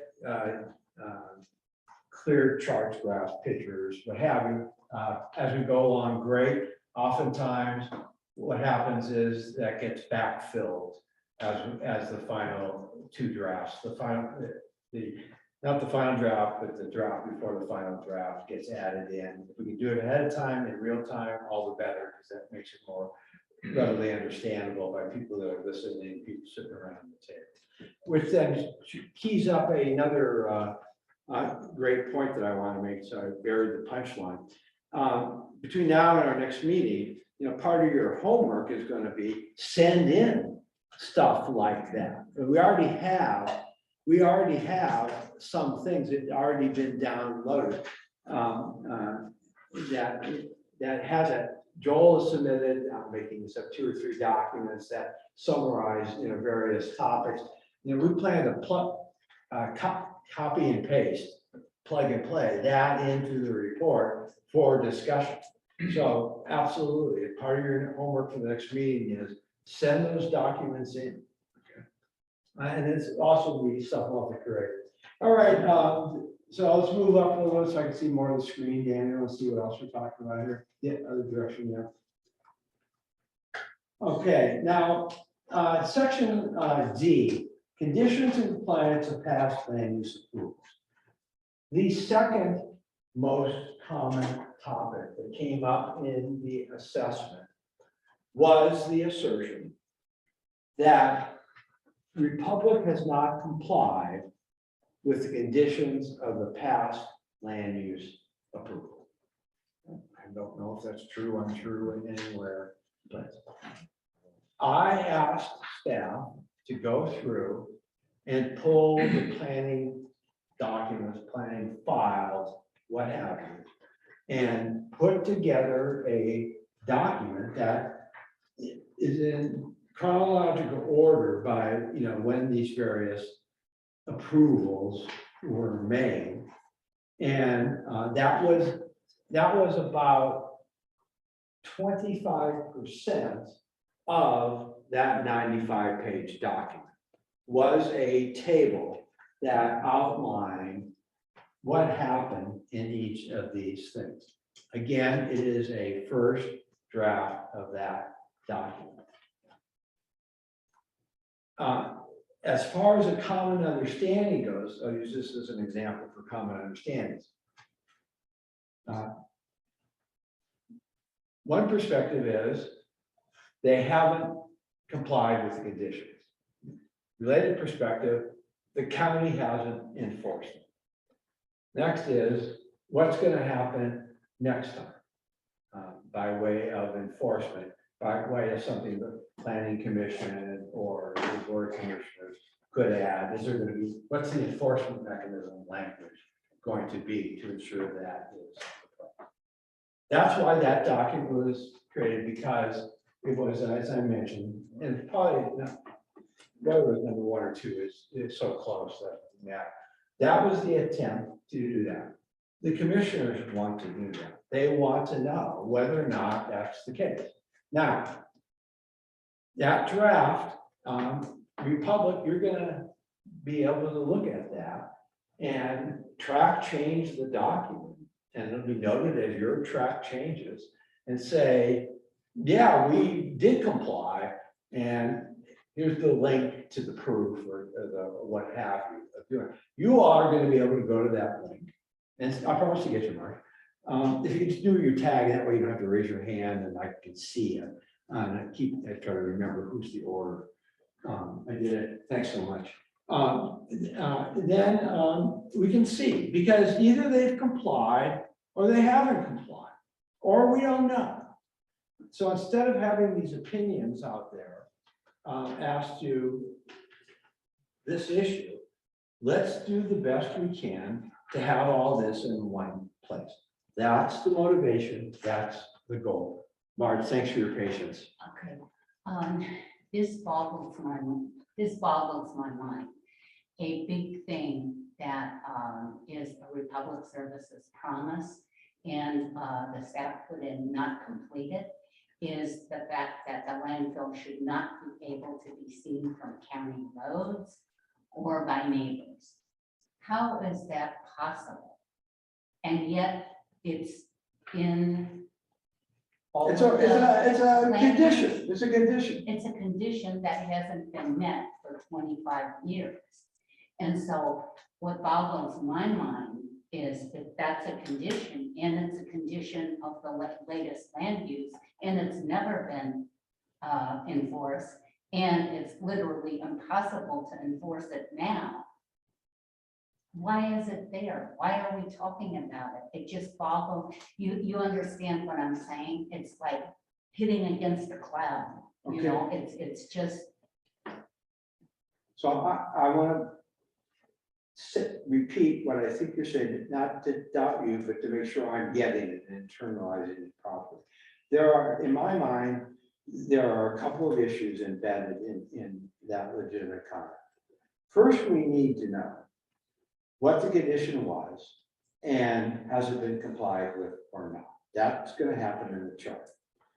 And it says in your document, it says exactly that. I appreciate it. And the comment is not completed. Okay. I'm asking, how could that ever be completed? Okay. And so if it cannot ever be completed, I mean, how many other things are there in there that are of this nature, where we're just not looking at the elephant in the room? Okay, so let me just try to answer that as best I can. The purpose of having that document in that column that says incomplete or not completed, whatever the term is, for screening or something, whatever that element is. The board of commissioners want to know that. The people in the community want to know there was a condition, and if true, not complied with. That doesn't mean that you as the work group can't make a recommendation to say, guess what, comma, Goomba, which I'm referring to Russian, You gotta get out there and start planting some trees. What It's is it? impossible. It can be seen from 5 miles away. That point is true. My point is also true, that if they haven't complied and the county has the willpower to force them to do something, to do that, then they have the opportunity to do it, and you put a flashlight on it to do it. It's not our job to say we should let them off the hook or not let them off the hook, or it's futile. But our job is to say to them as a work group, we recommend they do X. And if they don't do X, there's a penalty, there's mitigation, whatever it might be. It's we're looking at what is possible in the future to do. And it may be that is as you say, I'm sorry, you'd have to bring in 5,000-foot trees, from the Himalayas and plant them 2 feet apart and to actually accomplish that issue. But that's not our task. Our task is to say it hasn't been done. And I'm not saying it hasn't been done. I looked, I could see it from the street. So what? Okay. So that doesn't mean you comply. I'm not trying to say you did or didn't. I'm just using it as an example to say, make the recommendation. What's the downside of that? From And your it has perspective? been made for 25 years. Yeah. And so we're gonna make it again. Okay. And so what I said, Marge, And that just, it Does not boggles your mind, okay? I said that you can, part of the information in your recommendation could be that there must be a remedy for that violation of CUP condition 14B little c little I. And you think it should be A, B, and C.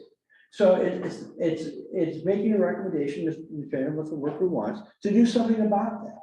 As opposed to just saying, it hasn't been done for 25 years, throw up our hands, nothing can be done.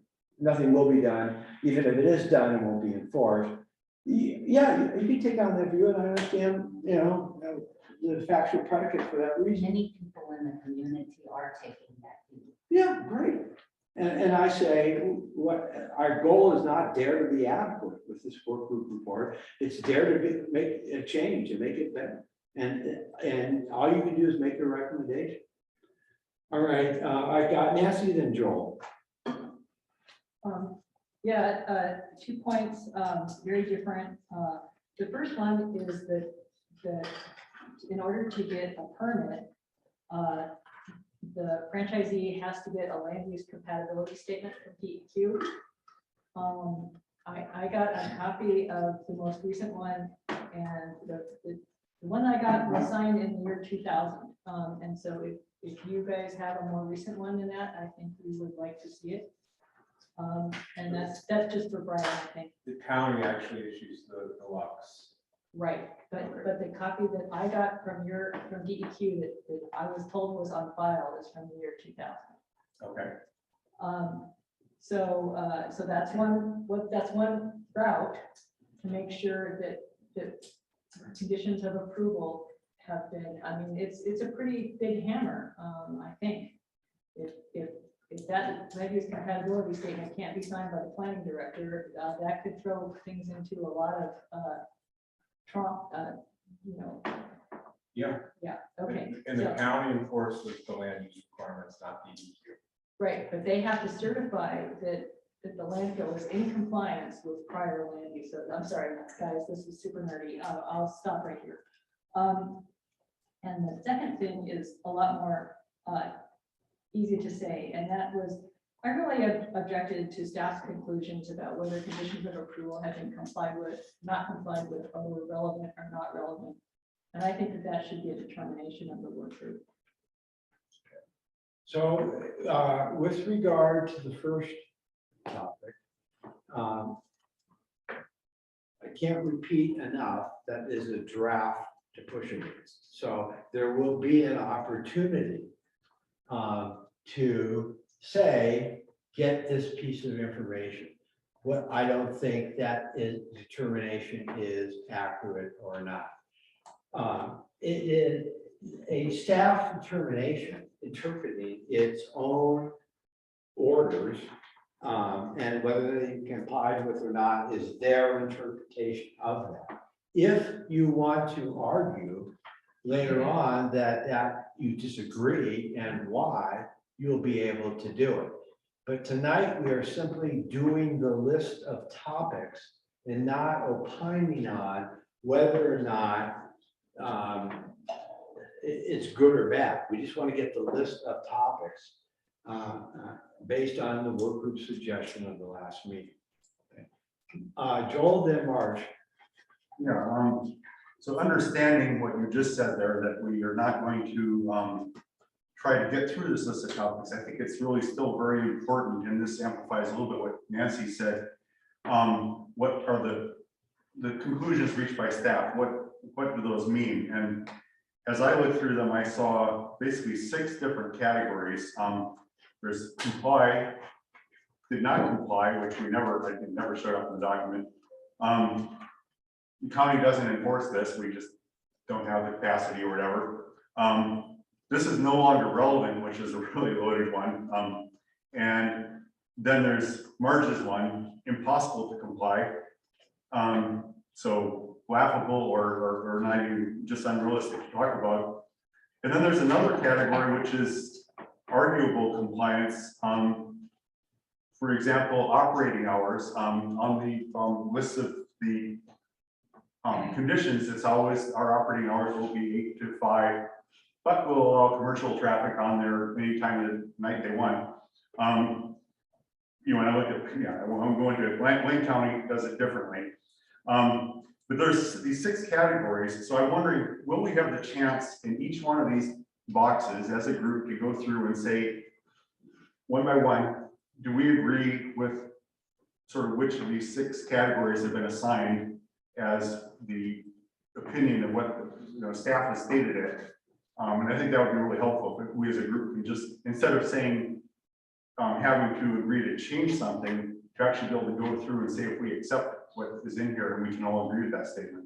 So I promise I'll get back to you after I hear from Daniel and answer that directly, and you see how it feels, it fits. Daniel. So I just had a comment or an addition for greenhouse gas emissions related to materials. So not just greenhouse gas emissions related to disposal of or the end of life of material, but also considering the emissions from the material's lifespan from the moment that material was harvested. So I'd like that included somewhere. Okay. So I would like the staff member responsible for editing this document to put that in there. Who would that be? You haven't seen anyone? All right, so getting back to Joel's question. Thinking out loud, here's a default process as it works. Whether or not it works here remains to be seen. And this relates to the allocation of time per task. So that document in a nutshell, for this one section, I recall as being 25 pages. I don't remember how many rows, conclusion, where it says, whatever it says, recommend, completed, not completed, impossible, whatever. Imagine, if you will, the meeting time it will take to discuss and poll on each of those items. This is not to say that we're not going to do something about it. It's simply to say, when I created the percentages in the work plan, which as part of the charter, it was thinking ahead to what does it take from a process perspective to get 20 people to or close to consensus. So, and if we're doing less time on this particular common understandings document, then it's going to be harder to have a group discussion of 20 people going over 25 pages and reaching it. So the only viable way to do that I can think of, which is what I'm proposing, is that particular document we would pull out, as we've already done, just haven't sent it to you yet, that section, CUP compliance, for lack of a better word. and create rows, numbers for each of those rows or each of those conclusions. Put what the staff recommendation was, and then ask you, 1, 2, or 3, you agree, 2, you can live with, but you want to add, subtract, 3, this is just flat out wrong, and it should be changed.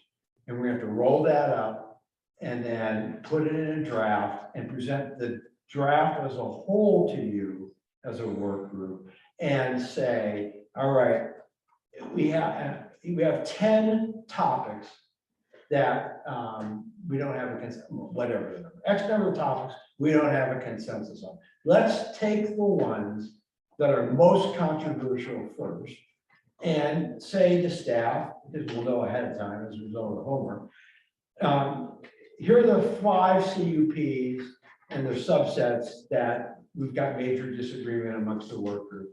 You're going to have to come and give a presentation and discuss. I'll facilitate a conversation, re-poll, and do it. So that's my current thought. Even that's going to take a lot of time, which is worthwhile time. Worthwhile time because it was a big deal going forward. Does that make sense, or is that nonsense? Just start with you, Joel, from your perspective. Yeah, I mean, what you described is actually what I was going to suggest, that we just make this first pass through all these issues, just pulling to see if we agree with them or not. And that way we don't, we screen out the ones that we might not agree with the assessment. Yeah, and then people, people cards over, Sam, can I add something? Absolutely, please. I think that this issue of compliance is one of the biggest issues that eats at people. And I don't think the public is going to be super pleased with us unless we resolve whether or not all of the permitting and all of the conditions of those permittings have been satisfied. I think that this is going to be a sore spot for the community.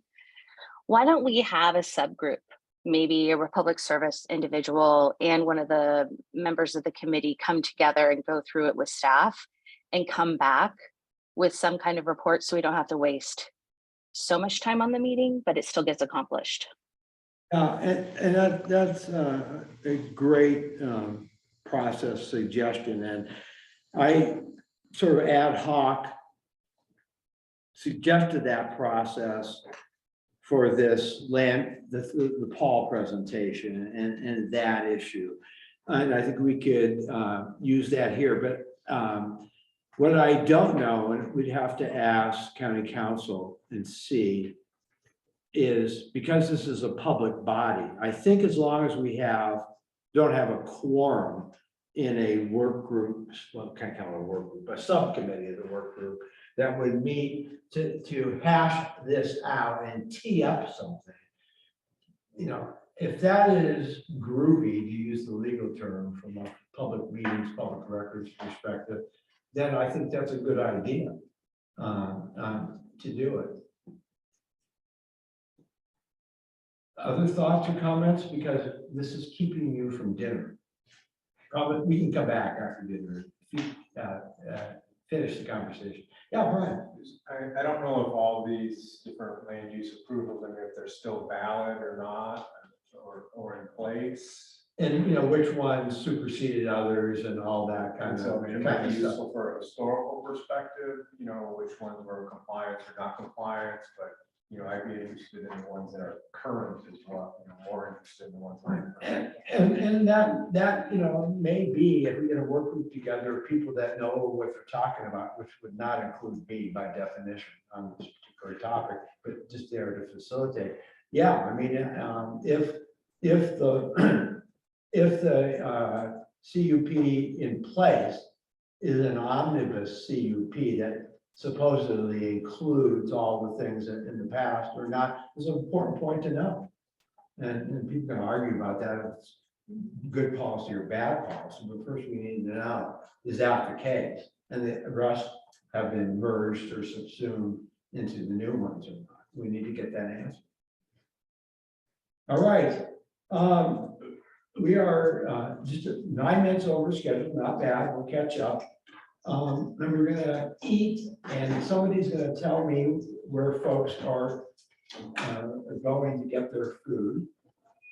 And Again, totally voluntary, I just ask you to consider sitting at dinner with someone that you haven't met and taking an opportunity to get to know them, but obviously that's up to you. On your mark, get set, break, we'll be back in 30 minutes, which is basically 5:40. And Darren, are you finding out where they go for food? So, welcome back, everyone. It is 5:44, and Sam just told an absolutely hysterical joke, which everyone did belly laugh. Then we moved on to the next comment, which was, I just realized we have two alternates that have not had a chance to introduce us, or haven't introduced alternates yet. And so I thought we would do this as you're finishing up your eating. So why don't we start and have you stand and introduce yourself and tell us why you hang out with Russ Nocky. He signs my paycheck.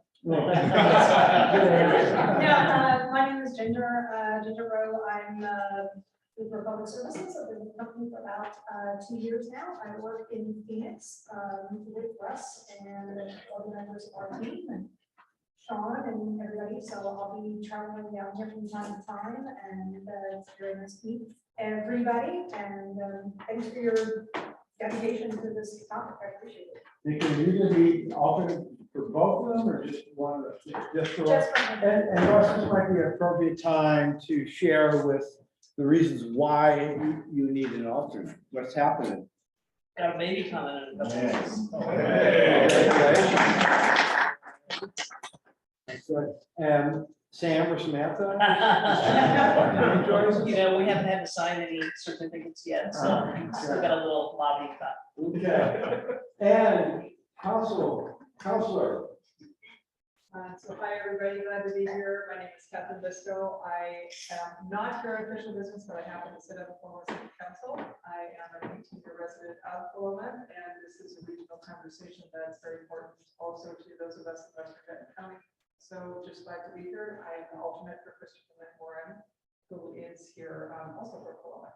And so when you did the member and alternate, you do it based on height or? Who is gonna be who? You gotta have some rational standard. No, it's all good. And I will just say, I will be leaving in a little bit, so Catherine will be taking over. I have to go to a school board meeting. No problem. Thanks for doing that. Thanks for getting the alternate, and welcome both of you. All right, so I want to give an opportunity, and this is, if you could put that document we were on, the county understanding table of contents. So, you know, we asked for additional topics and questions. You were kind enough to provide them to us. They were added in to that document. You were going to see in the next conversation the information suggestions or table of contents for the scoping the solid waste management plan. We'll have that discussion, add that in to the end of this document as well. And that really is the de facto last call for adding topics, subject to the following. As we get into writing the document and adding it, and someone does the, oh, by the way, what about adding X? Of course, you're going to be able to do that. You're going to be able to say, you know, now that I see this evolving and developing, we need to have Roman, section 4, B, little c, I, yeah, that's fine. And then your homework will again be, you know, you have documents I think you've already done or will prepare or resources. You send them to Benton County Talks Trash email with a copy to me, and we'll get them incorporated into this master. Yes, Ross. Well, I think you just answered. I'm sorry. You just answered my question. Yeah, and so you have an opportunity to add that. Before we leave, now minimum I need to see, I think it would be Darren, Daniel, Sean, Russ, and I'll ask for maybe one or two volunteers from the committee to create this, this work group. And right now, it could be the same work group for two topics, but the two topics right now is dealing, how do you pronounce it? The Neefeld problem. You have, it's a new name. I'm dedicating this problem after you. Yeah, the Neefeld problem, and deal with that. And then this legal, what I'll call more the legal issue, the CUP conditions and whether or not they're groovy or not groovy in that problem. So let's just do it now. So say off the topic. Are there members of the work group that would like to be considered for this subcommittee of the working group? In addition to obviously the main players, you two are obviously on the conditions we need in your perspective. Who would like to be on that? Nancy?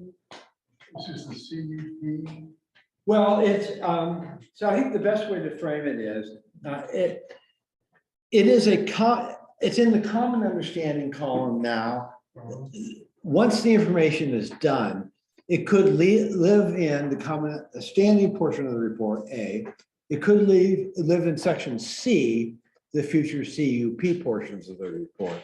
I'm hoping that we don't have to decide where it is, just get it done. Yeah. Joel? Yeah, I had a clarifying question. Oh, sorry.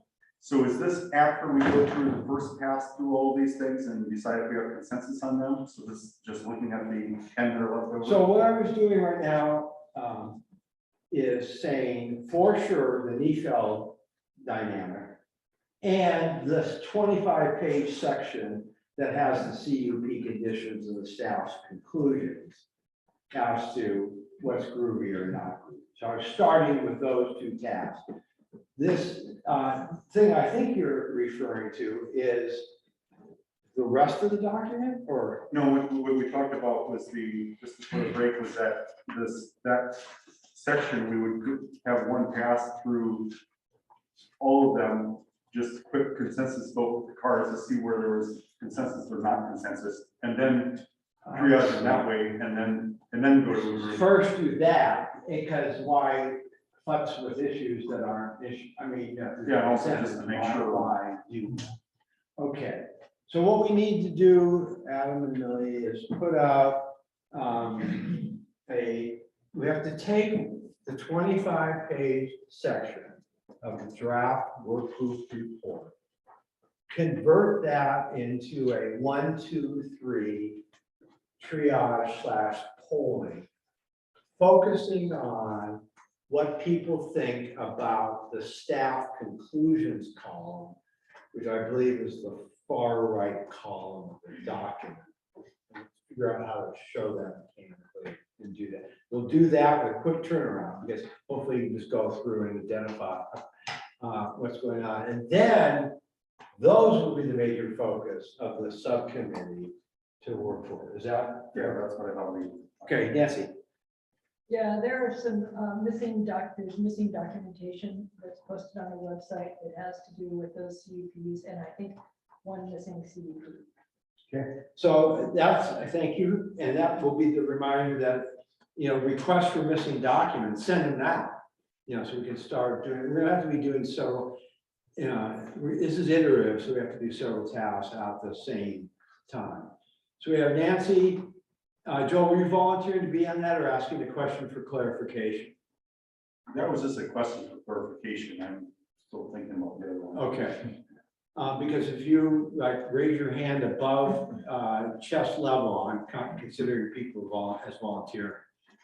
It'd be great if we had one other person from the work group to have a little broader. Joel's going for it. Yeah, I can see. Yeah. So, no, I'm not. Just by saying we have a request to speak up again, so that people online can hear. So I think for worker members, the microphone is in that little owl device. If you just kind of talk at that and raise your voice, it'll help people online hear us better. Thank you. All right, so the two volunteers for this, one or two subcommittee, it may be the same subcommittee for both things. We have Nancy, Joel, Sean, and or Ross, county staff. It didn't mean it's always you, because what are you gonna be doing in the next couple of weeks? Why don't you share with us what you're gonna be doing, big guy? Sam's referring to a vacation I'm gonna be on, and I'm gonna miss the first October meeting. And it is your. My prolonged honeymoon. Oh. And you're going to? Going to Italy. And you're taking besides your wife, who? Sam. Thank you. To mediate any marital problems that come up out of the way. It's fantastic. All right, I think we got that going in the right direction. So let's segue to our next topic, which will round this off a little bit. And that is discuss SWMP table of contents concept. So again, in order to be complete and efficient, this document was created. And so let's start with the charge here again. I'm not trying to. Yes, sir. Clarification. So this, what you have as your draft table of contents, that's it? Yeah. Okay. And so as we start developing it, you have something that's missing there.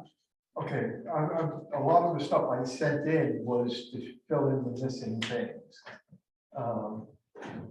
So I'll just read, why don't I? We'll give you that to track change. I think that might be easier. We'll give everyone a chance. Go ahead. I think also some content isn't gonna be a table of contents heading, right? Some content fits in. Just need a nicely. title. Just as long as the title item comes in. Yes, that's what we're Yeah. looking for. Yeah, because there's a whole, in a technical term, it's called site characterization. There's a whole bunch of that that's not in. So it gets at things like, is the quarry viable? So is it gonna be built below the water table, above the water table? Where's the existing one? All that stuff comes in under a different heading. It's very specific, but it gets at the fundamentals of whether or not this approach is workable at all to have the quarry on a long-term basis. So let's see if we have 5 minutes after the meeting to hash out the mechanics. Yeah, I think you've already done that. Okay. The track changes works for me, and I think circulating it for other people, that would be helpful. Are we doing the assumptions? We have things, we didn't go over this part yet. So oh yeah, are there any additions to the assumptions? Oh, Catherine, do you have any additions to the assumptions, Doctor? Ironic, go ahead. All right, so I have 2 things. If they seem like they are not relevant, feel free, anyone to say so, because I don't want to create more work for staff. So the first one was, I was wondering, this could just be something very short, how Benton County's franchise agreement interacts, if it does at all, with other jurisdictions that also use the landfill. So like, does Benton County have any say in the agreement between, Portland and the landfill or any other areas that use it? The second one is, I think it could be really helpful to have an annotated chart, similar to what Paul put up of the volume, with any kind of major policies or events that impacted volume increase or decrease, just for some more understanding. I think when it comes to the sustainable management, and maybe that goes in maybe that's better placed in the solid waste management plan that could help inform the commissioners as far as things that have changed volume in the past or things that have worked or haven't worked. Okay, thank you. So the order I see, folks, that I saw Nancy, Russ, Joel. So Nancy, take it away. Going backwards to meeting subgroups, are members of the public allowed to volunteer for those? Well, see, that's the legal piece I don't know. I mean, obviously I can see why it would be an advantage in this case, because we have the namesake of the topic here. And I guess I will open it up to the work group to ask and see. I mean, I'm okay with it if people are okay with it and we're not violating some public meeting laws. I don't think we are, because we're not gonna have a quorum of you all in one place. Just generally, for most councils and advisory groups that are advising the BOC, they are allowed to have subcommittees that have members of the official council Right. plus just citizens in them. So this is a different thing, and I don't think anybody's ever done it before, but it's my understanding that that is the way other That's a subcommittees. groovy way of doing it. So Darren, thoughts, reactions? Well, I guess the first thing is, I think Ben Ken wants to hear from as many people as they possibly can in the community, so transparency is paramount, inclusion, and as many voices as want. So I think that's our baseline. This is just me speaking. Yeah. But I also think that we should be careful about how we structure those conversations, how we provide notice, whether we make that available online. I think we need to think about that and then be transparent about how we're doing our business and get the board's feedback. So this is something I do think we should ask them to do. We'll ask them Tuesday to be here. The other thing to think about is I promise to get to it. Another thing we should think about is what happens if the work group agrees that Paul attends these meetings, and then all of a sudden now every member, there's 9 other members of the public participating. On one hand, that's a good thing. On the other hand, just logistically and mechanically, it's a challenge. I'm just raising the issue. I'm not making a recommendation. Follow up, Nancy. Yeah, I'm just saying Ken Keniston applied to be on the work group. He is amazing. If he could be looking through these conditional, I think he's on vacation right now. He was the chair of the planning commission. He is amazing. All right, so I forgot the order. I think I said Russ and Joel. Oh, that's fine. I was just gonna follow. I think I had a similar thought as Catherine maybe had on the contractual piece of it.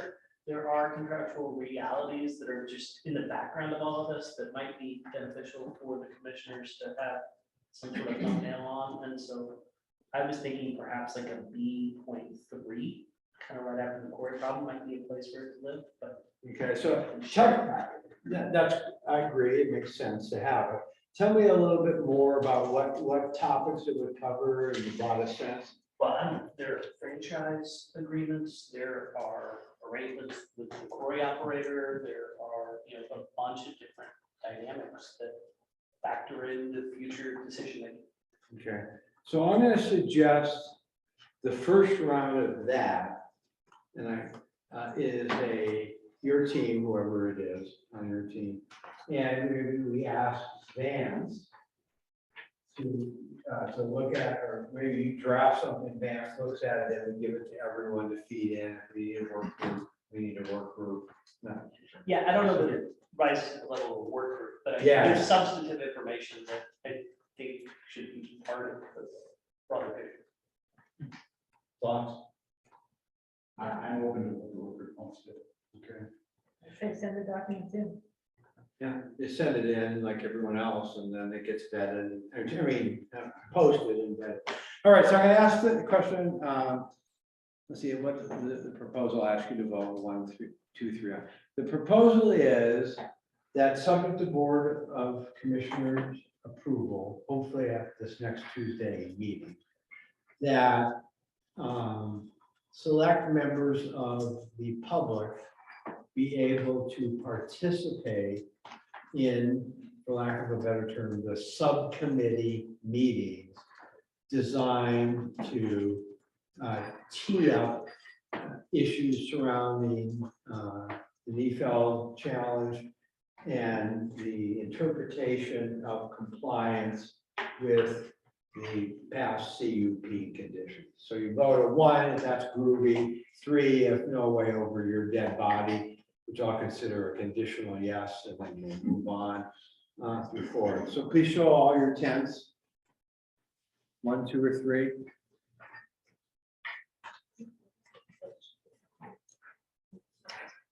So if you guys could go to the meeting, this one is right on the border there of something that I want to report out to them specifically. So please, Adam and Millie, if you can go to the draft meeting summary piece. And I'm going to call the roll consistent with the same order it appears on this polling piece, with the same order it appears. All right, so just ask you to say your number after your name. Joel. One. Joel is a 1. Marge. 1. Nancy. 2. Elizabeth. 1. Russ. 2. Sean. 2.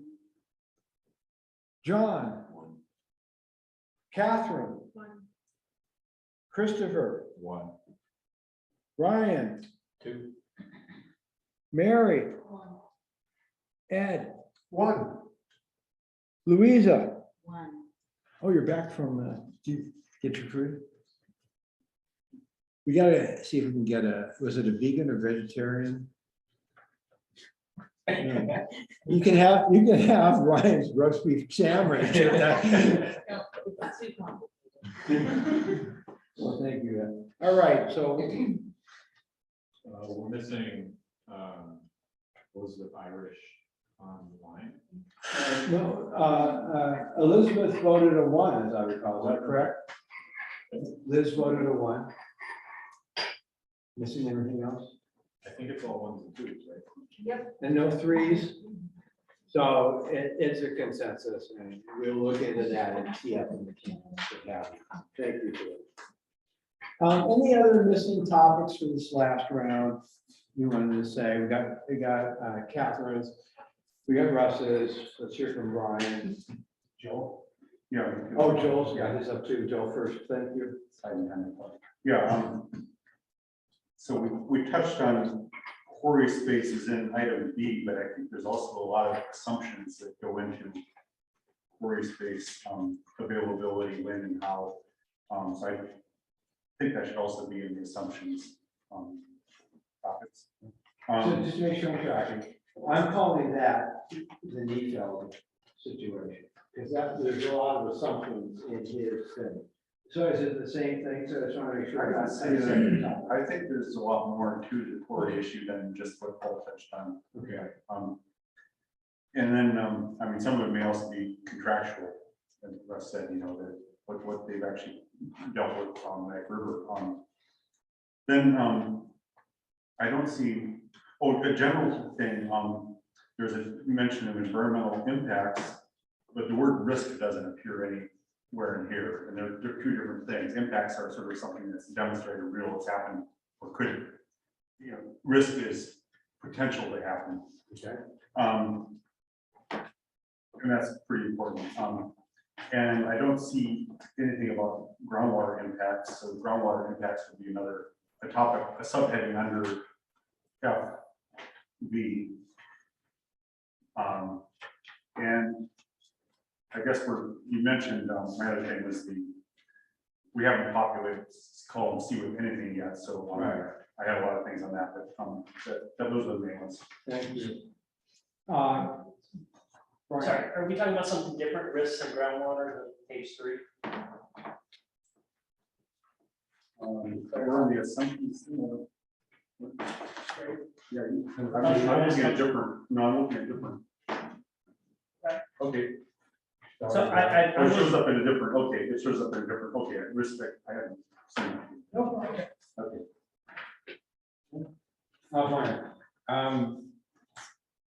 So the Neefeld is the landfill life, is that what the? In essence, for short answer. And then just since Daniel's going on vacation, maybe to make his life a little easier, is DEQ prohibited from permitting another landfill west of the Cascade?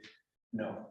I mean, we don't, you know, we can take that one off. I know you asked what to add, so I'm sorry. So you want to get to content, and you just. I'm just saying, we don't need on a and on work about group. your answer. We don't need a work group to discuss that. But that's an extremely important thing to put out there, so that it doesn't keep coming back. Yeah, I think we've just, What you've done is asked an answer here, that's perfect. I think I mean, we've you know, they have to accomplished meet that. the criteria, but there is no criteria that says, you know, you've got to be east of the Cascades. So he's saying you're ahead of schedule. And then it's called computer regional disposal mean, site, you know, Yeah, the yes. progress we've made on the report, just in that last 30 seconds is remarkable. Nancy? I got a horrible list. I'd like included, what is the Oregon State Solid or Sustainable Materials Management Plan? I think that's important and should inform our county and board. How is the new Oregon Producer Responsibility Act going to impact landfills going forward? The answer is we do not know, but that should also be in the report. What are Oregon's values with regard to sustainability? What are Benton County's values? And their express values, because it's like a mission statement. When you're wondering what to do, you need to look back at who you say you are. And so I'd like that in the beginning of this report. And then another nerdy thing, I am so sorry, you guys. What were the values that informed the 1977 plan, and what do we need? How should we incorporate those going forward? Because the 1977 plan was the basis for zoning the landfill. I mean, that was in place in 1977 when they decided that there was going to be a landfill zone. So and in the staff report that was said to be not relevant, I think it's relevant. And I think it should be included. Okay. Just one clarifying thing, Yeah, non-Oregonian here, when you say Oregon State, I shouldn't think of the university, I should think of state of Oregon, is that what you're referring to? I don't know if you want to add Oregon State. But this is an amazing state and. Agreed, I'm just trying to figure Yeah, out which report we're talking about. State of Oregon. Thank you. Okay, so it's Daniel, Marge. I just had a quick clarifying, the 1977 plan has come up a couple times. That was a landfill developed plan as part of a condition of approval. It was not a county developed plan. So you mentioned the county values that go into that. I just wanted to clarify that was not a county solid waste management plan. It was more of a site recovery plan for the landfill as part of the condition 1977. It was adopted by the planning commission though, and it was approved by the board of commissioners. I just wanted to clarify that it was not a county plan that was created. Okay. Marge. Yeah, so I think Benton County does have strong values on sustainability and environmental issues. And so I think that we should enter the 2019 Benton County vision for the future into our document as well. Yeah. I have copies of it back there on the table. Okay, and so thank you. It will be added, and just email this stuff in,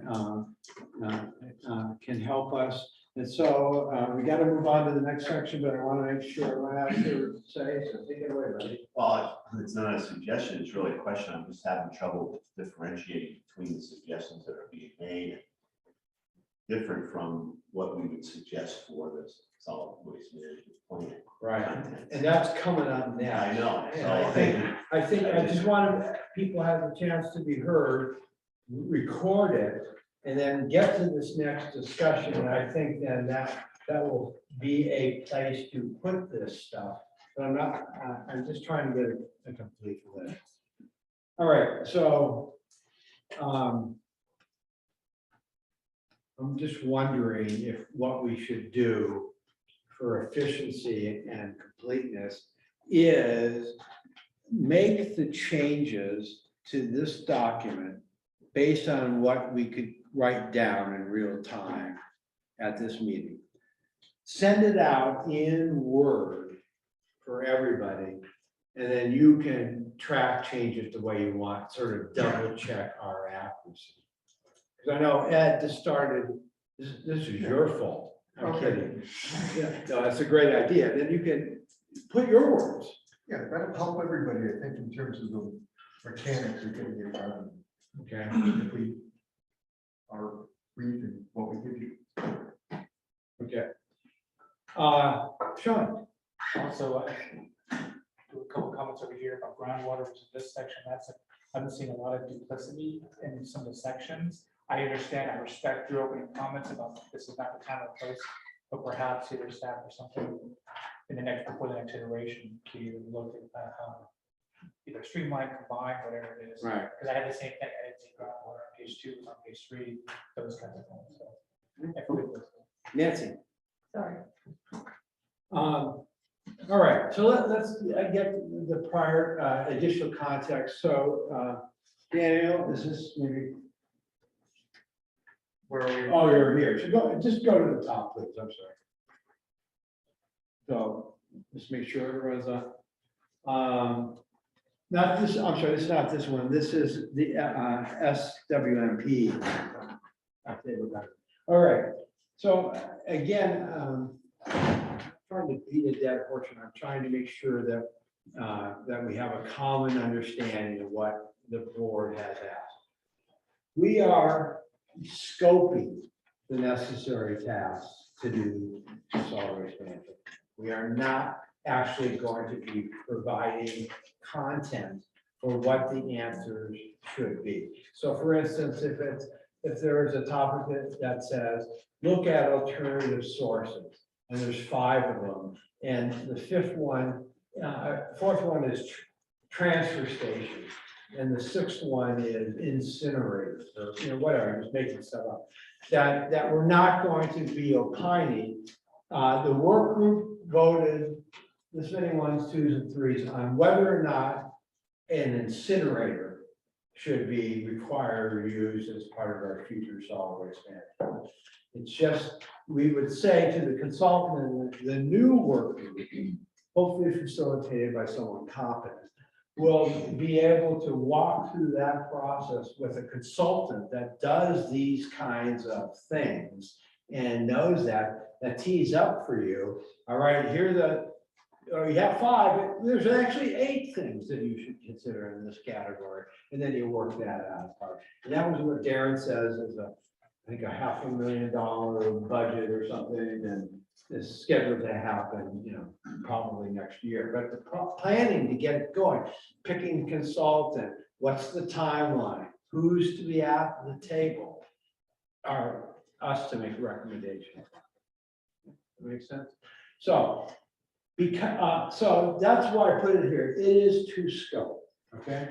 And so if we contract out, subjects to be covered, that's this table of contents. Who needs to be at the table? What does a balanced table look like? Much like what we have through people accounting. What's an outline for a timeline? That sort of thing. Okay, less than 4. All right, so now let's go to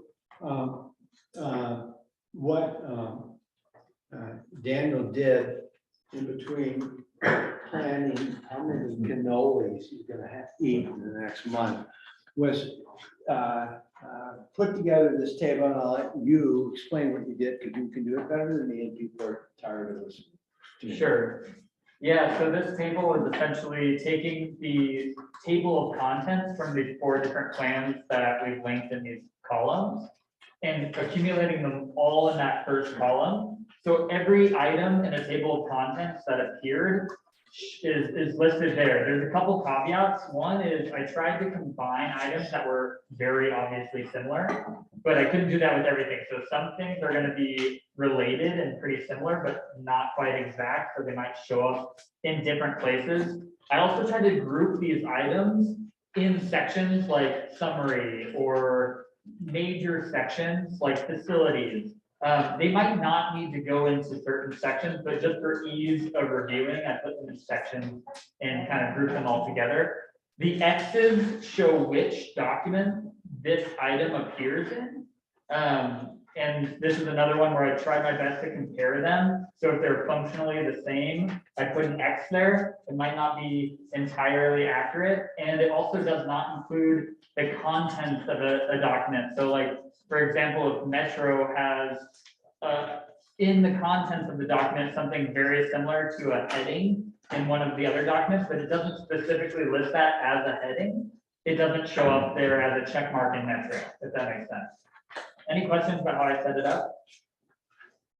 All right. So, in other words, I'm certainly not suggesting, but let, for purposes of fun and fun, it may be, this would be part of your homework, we're not gonna, deal with these issues tonight per se. But, if the work group looked at all these topics and after some refinement and triage, 1, 2, 3s or whatever makes the most sense, then you say, hey, the entire left-hand column is a darn good darn good basis for a developing recommendation as to what the solid waste management plan should include as a topic. Great, then if if we get a bunch of 3s and stuff gets taken off, it gets taken off. If stuff is missing and needs to get added, it gets added. And so thinking out loud only, because this was a short week, we actually thought there was going to be a tour. So we made the meetings only a week apart, so it's hard to turn this stuff around. Hopefully we're going to have 2 weeks between now and the next meeting. As opposed to using Survey Monkey, it may make most sense to take this document and in Word and let people track their changes any way they want to. And then I will, and Millie will do that combined Word document feature that kind of puts everything into one document. And it's a mess on the surface, but then we'll try to reconcile it, send that out, and then we have something to discuss. Thoughts, comments, suggestions for improvement, comment, Nancy.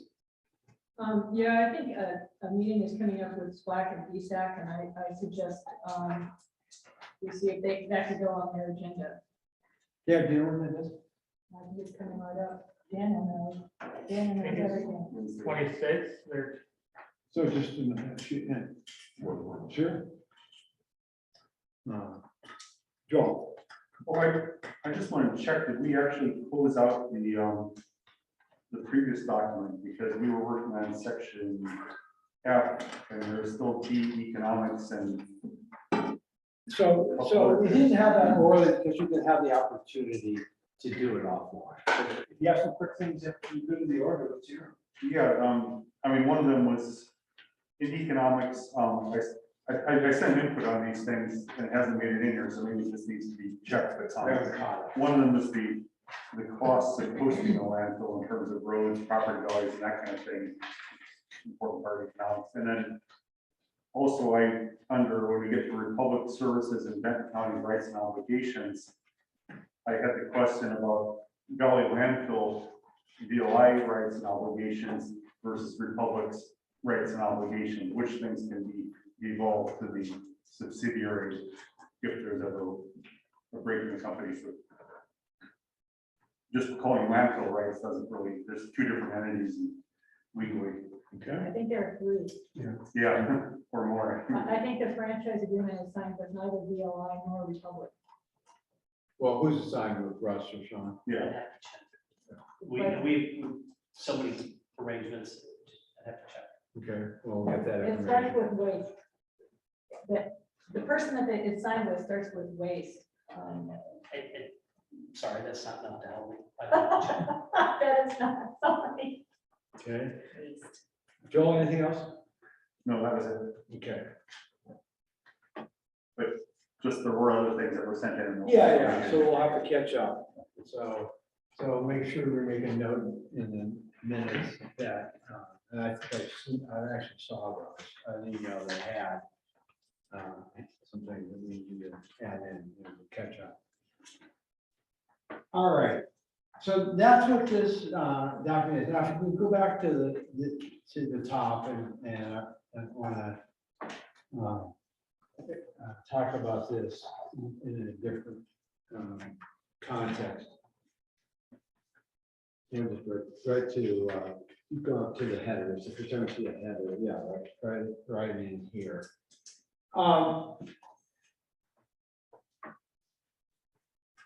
Some of these topics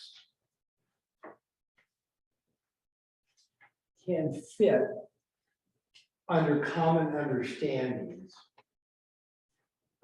Some of there's duplication between common understandings and the same topics appear here. So there's going to have to be a process, which I intentionally dodged 2 hours ago by not saying we need to decide that in this moment, but that get the complete list. And then as the work evolves, we can move it to column A, column B, column C, column D, or keep it in 2 places. So I just want to be transparent about, that's how we plan to do it. Just because it doesn't appear in the old chart, in column A, doesn't mean you can't discuss it in column B, C, whatever. So, does that make sense? That's how we're doing it. Okay, let me see where we're at, the time and the agenda, Nancy? Yeah, just real quick, guys, the purpose of these plans was different, and I think that it's important that you take that into consideration when you're looking at the listed topics. Marion County was faced with the necessity to close their waste incineration plant, stop sending municipal solid waste there. Deschutes was looking for another county-owned landfill. Not sure what Wayne was up to. The Metro is just super crazy efficient. So I think it's important to take that what the solid waste management plan included as a topic was specific to the challenge that the county was facing. And to keep that in mind as you're looking at these topics. Is that accurate, Daniel? I would say so, yeah. Great. Any last call on that? All right, the final substantive topic on the agenda is called triage charge elements work plan. Why are we here and participation? Daniel, could you put up the homework summary and go to Q8, question 8, which is that allocation sort of thing.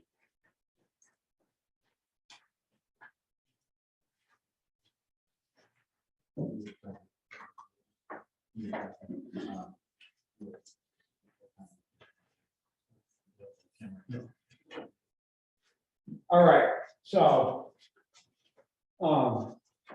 what I am suggesting here is, we got this data, interpretive data, or just an answer. Just no. Great. Okay, but the reality is,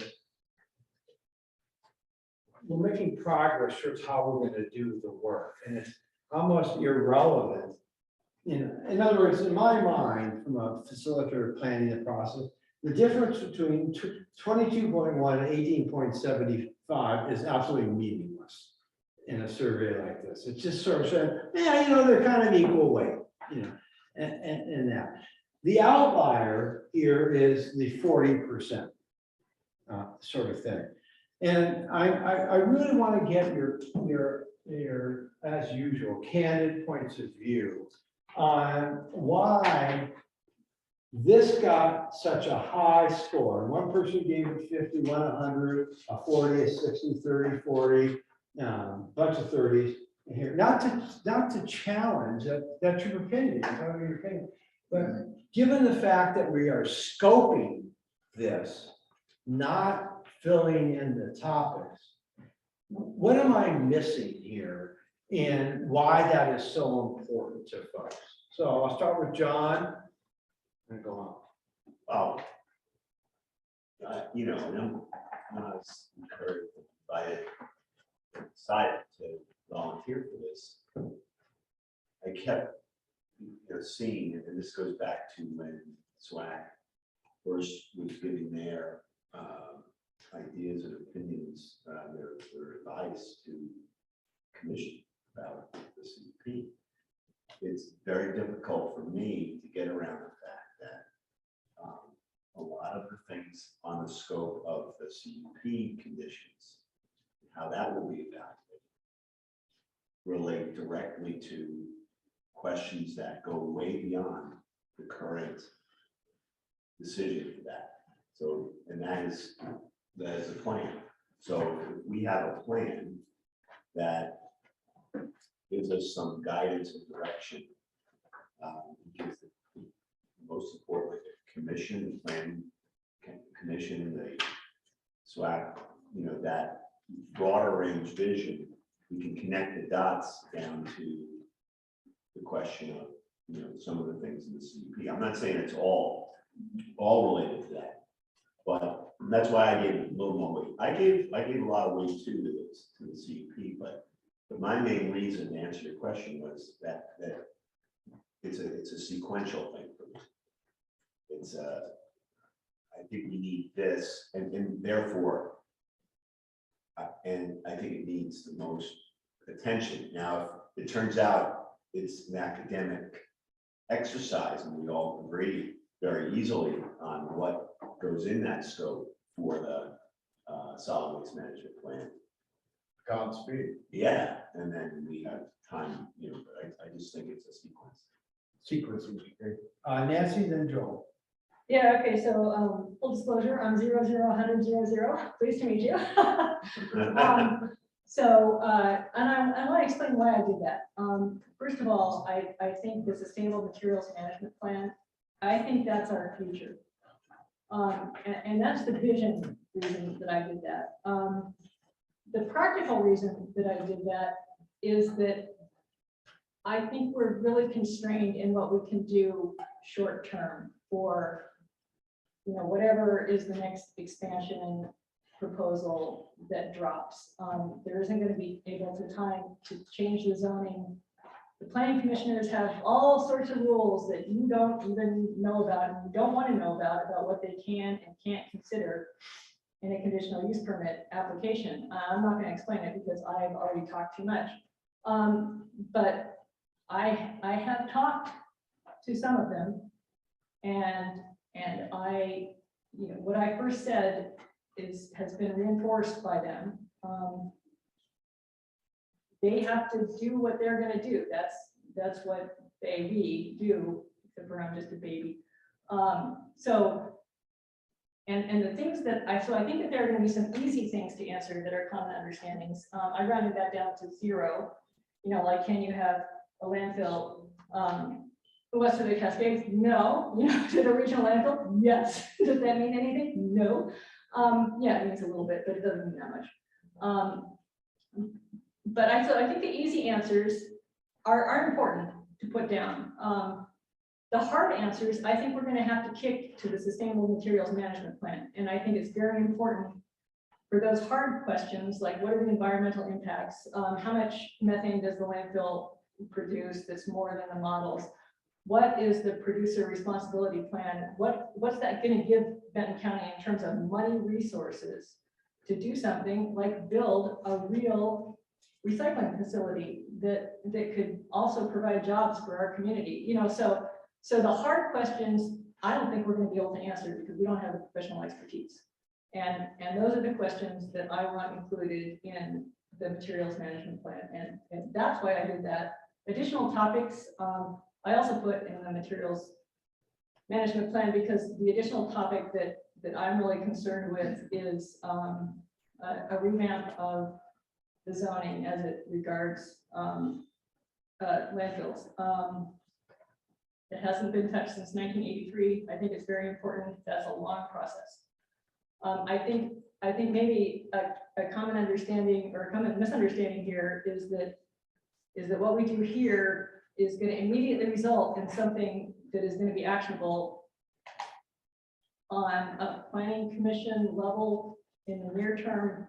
That is not correct. Community education, I don't know, that's just not my job. So, and also, you know, when somebody gives you an opportunity to put zeros in something, you put zeros. That's, if you don't have little kids, that's how you explain to them why it's important to do their homework. Yeah. The 0 is powerful. It's like Nancy Reagan, just say no to drugs. Remember that? That was her line back in the day. Unlike Clinton, who never inhaled, I never exhaled. So I just want that on the record. All right, Joel. I went to Berkeley and you take those.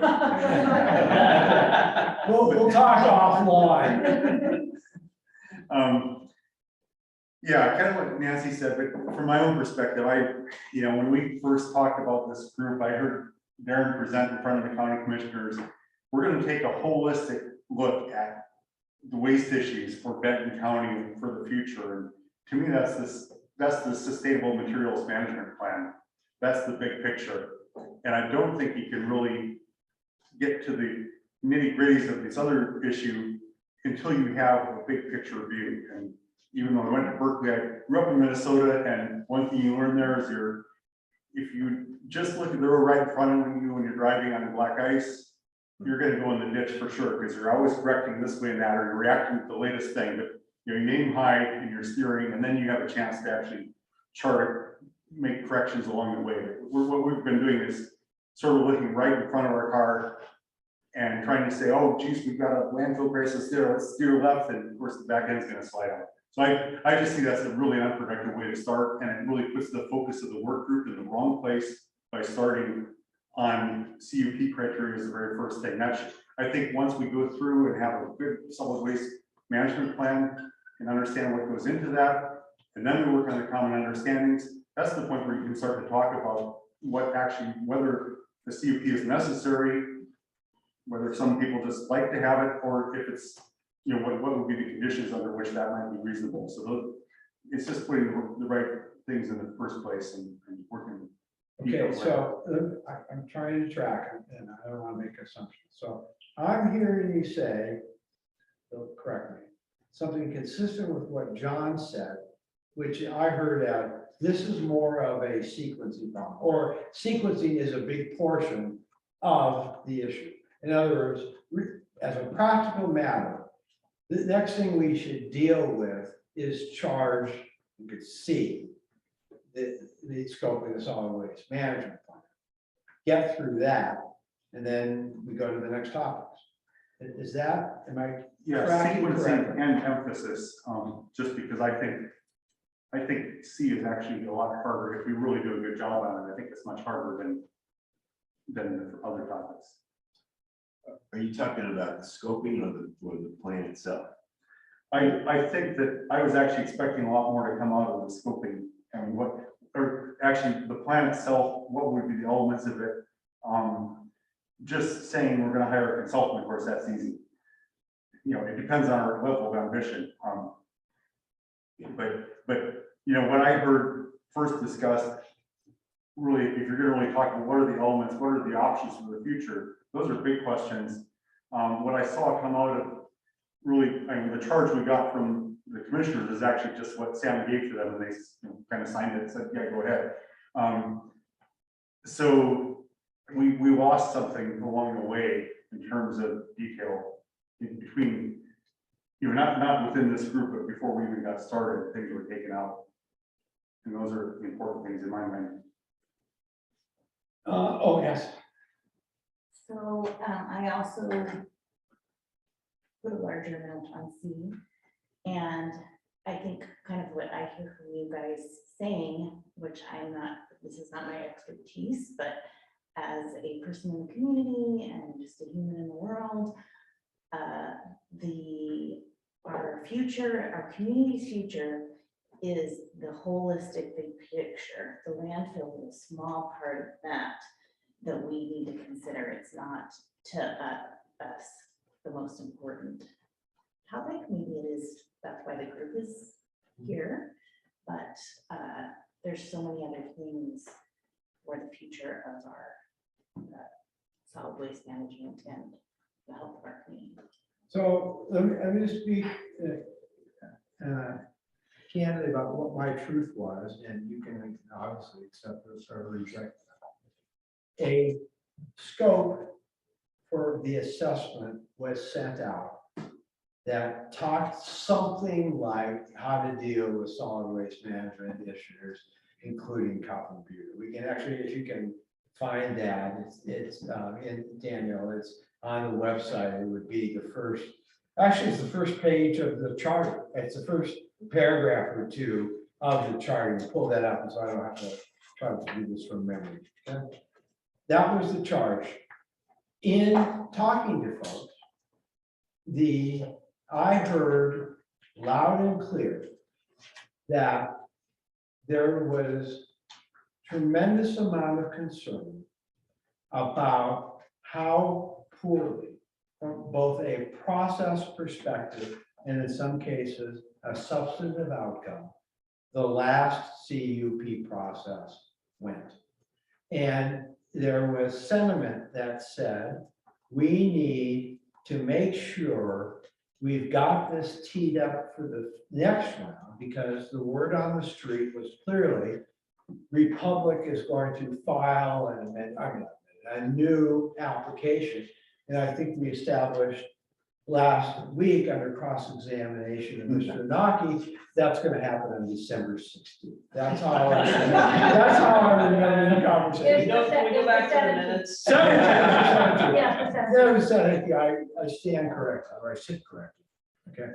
So, in talking to the commissioners themselves, as part of the assessment, as part of the, what do you want to do then with the charter piece, that was a huge theme I got from them, is we do not want to have an environment that looks, feels, smells, tastes like what happened at the end of last year. I guess the first part of this year, I probably have that backwards, but within the last X number of months.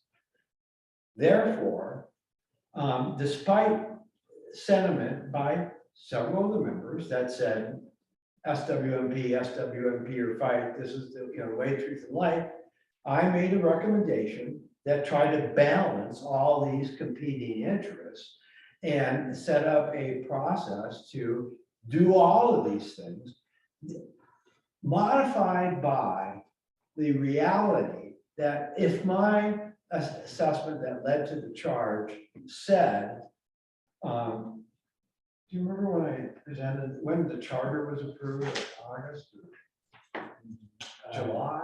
I don't remember. In July, end of July. So let's assume my recommendation for the after the assessment and then in the charter was, the first thing this community needs to do is do and complete a solid waste management plan.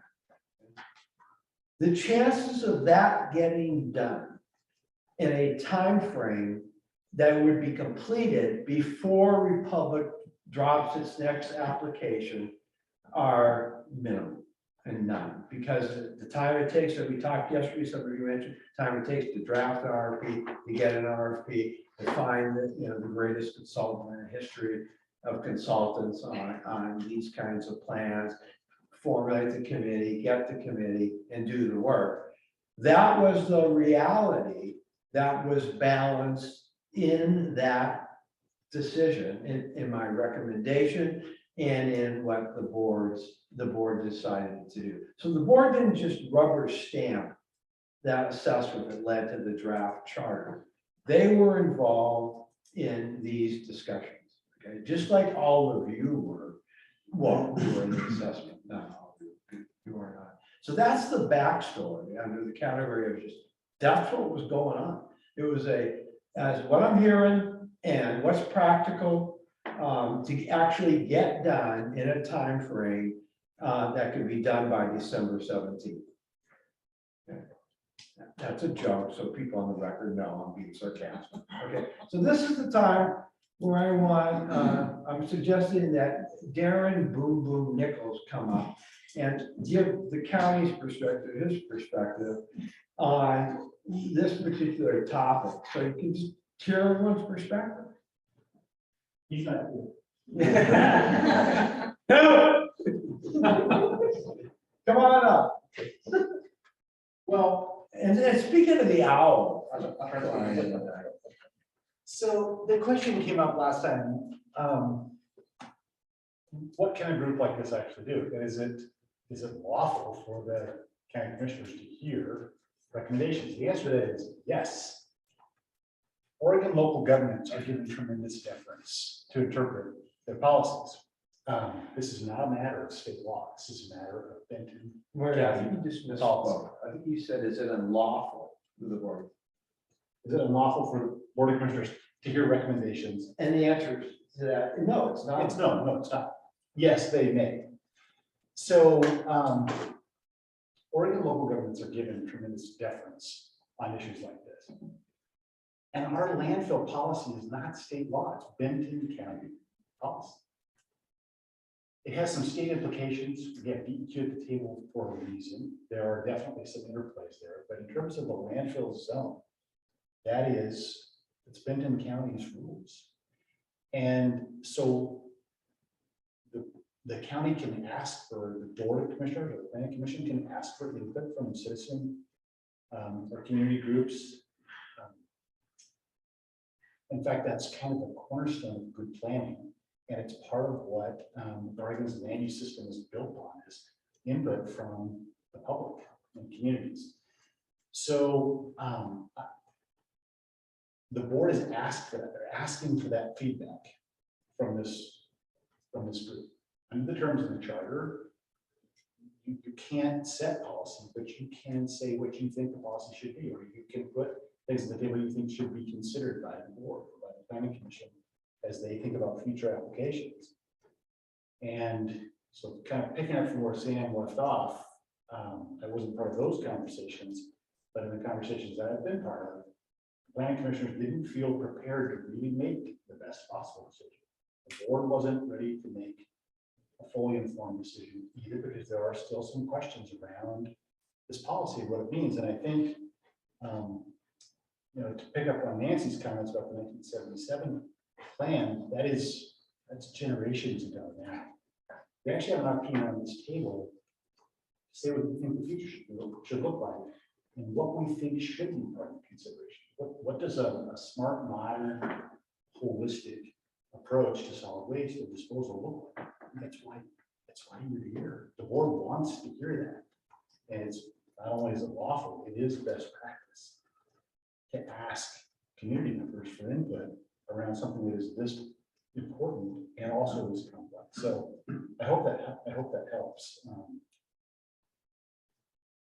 Questions for Darren, comments, responses, other nicknames for him that could be helpful?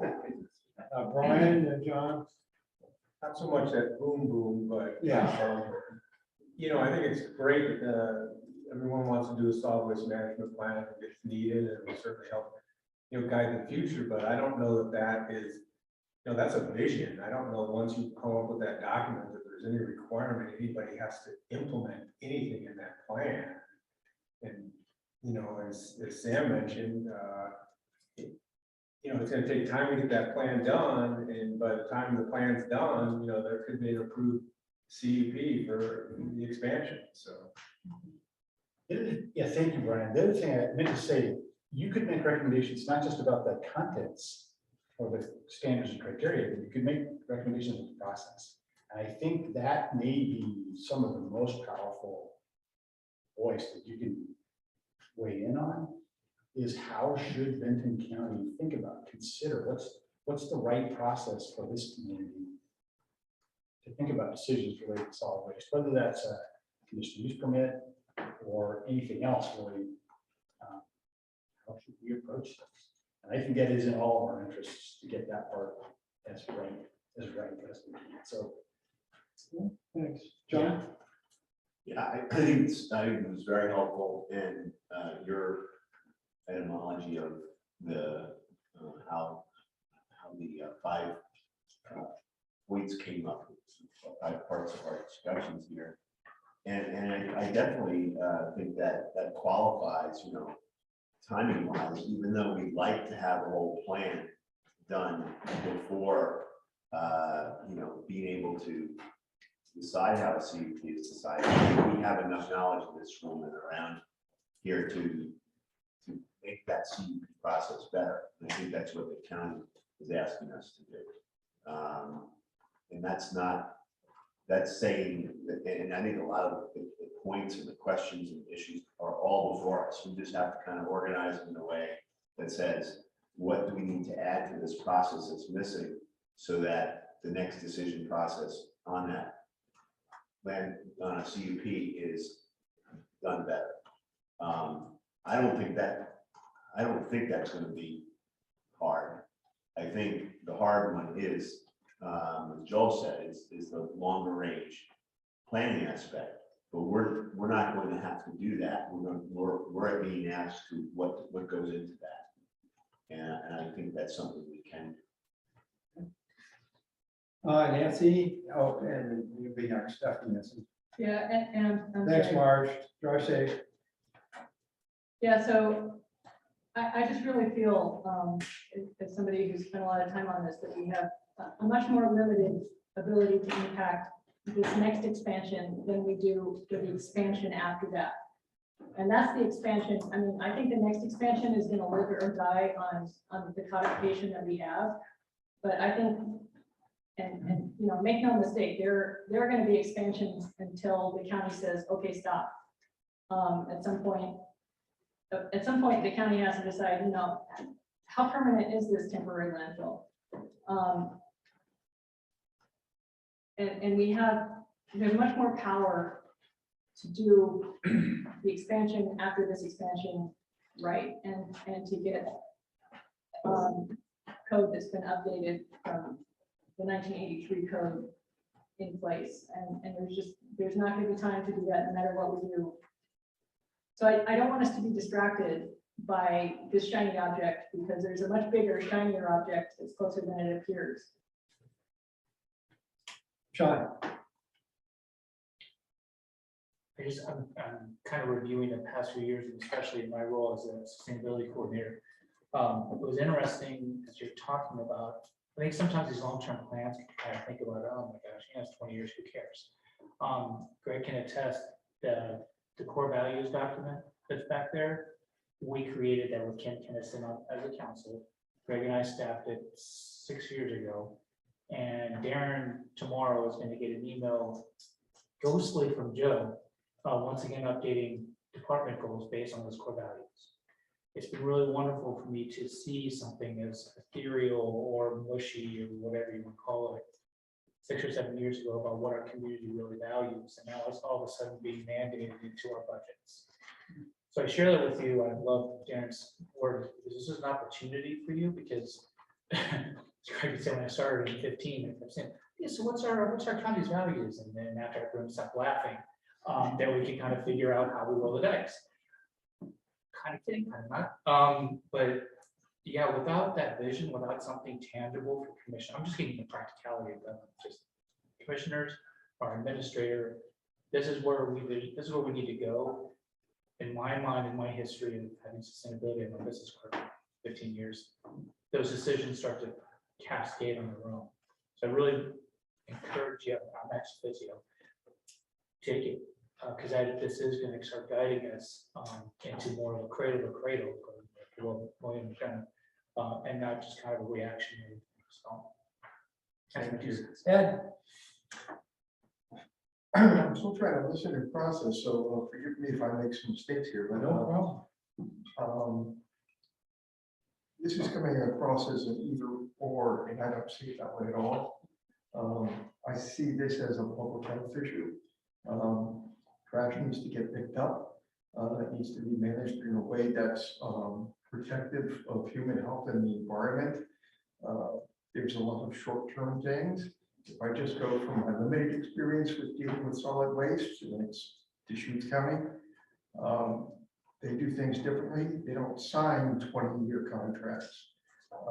They have 7-year contracts, and those were negotiated with, I believe, on the basis of capital recovery, a very practical consideration for a firm like the RSI, that they can know that they're not going to get hung out to dry on the money they put up for trucks and other things. There are reopeners that are annual. And to me, they recognize that they can't see out 20 years. Things change. You can set a direction, but you need to have some way to make mid-course corrections. And I'm just getting a little concerned that this either-or approach isn't going to get there. And I'm very concerned about making sure the trash gets picked up once a week and nobody gets hurt by it. I think it could all work. So, you know, you joked about the track changes thing. I've seen that work with a group of 18 people. We couldn't agree at all in a 2-hour meeting. They ended up as 4-hour meetings. When we went through the process of track changes and everybody said, oh, that's what you meant. The meetings got much better. We did make progress. All right. So please consider those process things. Yeah, so, thank you, Dan. Can you put up the agenda again and look at the last item because, I'll make some comments consistent with what that says already. And I'm down at the 6:45 item. We'll get you out of here. All right. Homework for the next meeting. Now, remember, this was done yesterday. Ed. Track change, common understanding sections. B, track change, SMMP table of contents. So great minds think alike and so do ours. So that is exactly what I plan to do and what we are going to do based on this conversation. This technique is a version of what's called the one text discussion draft. One text discussion draft. It was used by Carter and Kissinger to negotiate the Accords way back in the day. So what happened is this Team A sends in their Accords and what they think they would agree to. Team B does the same thing. Kissinger and Carter, who were mediating this thing, took those two drafts and combined them together and took some from column A, some from column B, half of this one and 1/3 of that one, and combined an 1/18 of that, put it together in another draft, sent it back to them and said, track change this document. They did it, repeat the process over and over, and eventually, boom, they got the Camp David Accords signed. So that is this technique. This is a practical, a local example of that technique, and it in fact works. So quick things to get you out. Member evaluations. There's the link, and you can go to that link. It's a new link from the last Survey Monkey. The tour, we got to get closure on this tour issue. The results, you don't have to go to this, Daniel, but the results of your homework on the tour were, so the question was, landfill tour, tentatively scheduled for 9/17 does not work. Would you be able to attend a tour on 9/24 from approximately 10 to noon? Yeah, 9 said yes, 1 said no, and 5 were undecided. So Republic's, where's it, Julie? Is it Julie Jackson? Julie Jackson sent me an email this morning that I didn't have time to send to the work group website with the logistics of that tour. Here it is. Because you're gonna love this. I spent my morning, wait for it, in a divorce mediation, my own divorce. So believe me, I would rather have been here with you than doing that. But I digress. Here's what she is saying. We'll get this out to you. We will meet the particular proposal. We will meet at Republic Services is an address, Northeast Wall Street. Restrooms will be available. Participants will receive PPE, hard hat, high visibility vest, protective eyeglasses. Bus will leave promptly at 10. As we tour Coffee Butte, there will be several opportunities to get off the bus for a closer look. And Russ has promised that I can drive one of the bulldozers as part of the team building exercise that we're all going to have a chance to do. It should be fantastic. As we tour Coffee Butte Grove, there will be several opportunities to get off the bus for a closer look. As we will also tour Pacific Region Compost and PNGC translation. What's that mean? PNGC? Yeah. Say it again. The renewable energy facility. Renew the time allowed, bus will return to Gravel's. So this will all get out tomorrow, but I just wanted to give you a heads up. And then I know Joel's had not 2 minutes to rub against, I get emails from him. I'm talking this hours, he works so hard. Well, and any update on any chance of any progress there? Oh, yeah, we've got a whole itinerary worked out. I'm waiting to hear from one set of people who might be able to host it. I guess one's busting to get a bus out there from the county. So I scouted the route, and I think we've got good bus turnarounds in all places. We understand you guys didn't want us on Republic land, but we have all the roadside stops where we need to, or actually not that many stops. Just if everybody's at one bus, it's going to work a lot better because we can just do a roadside pullover and talk about what we're looking at, what everybody getting in and out and all that. But it looks pretty good. And I think we're thinking about possible. Well, it depends also when the public does their own tour, because that was up in the air last I heard. But we were planning on the Saturday after next, or possibly Sunday as a backup date. So this tour is a week from Saturday. The facility tour, for lack of a better term, is October 24th. September 24th. At 10. Yeah, because we were looking at October 1st, so that works fine. Okay, well, we'll have to poll the group to see who's available. Yeah. That thing, which we can do in a second. Russ, comment? Just one thing in part, I say it in this way, it'll help everybody remember before you forward Julie's email. We just really ask and frankly urge closed-toed shoes for the landfill tour. So no flip-flops or, dress shoes and that sort of thing, just for flat out safety purposes. So we'll try to remember to nudge you, Sam, to include that in your email when we forward that out. So you're saying no Benton County Birkenstocks or? Birds, yeah. Leave them in the car, grab some tennies for the bus. Okay. We've got this agenda here to see. So number evaluation, fill that out. The tour on the 24th. We got Joel's update. Hopefully it'll include a tavern this time. Homework for the next meeting is to send out track change documents for the common understandings draft and the SMMP table of contents. The next meeting is October 6th at 3 o'clock. So, can you just look at the calendars real quick? What does,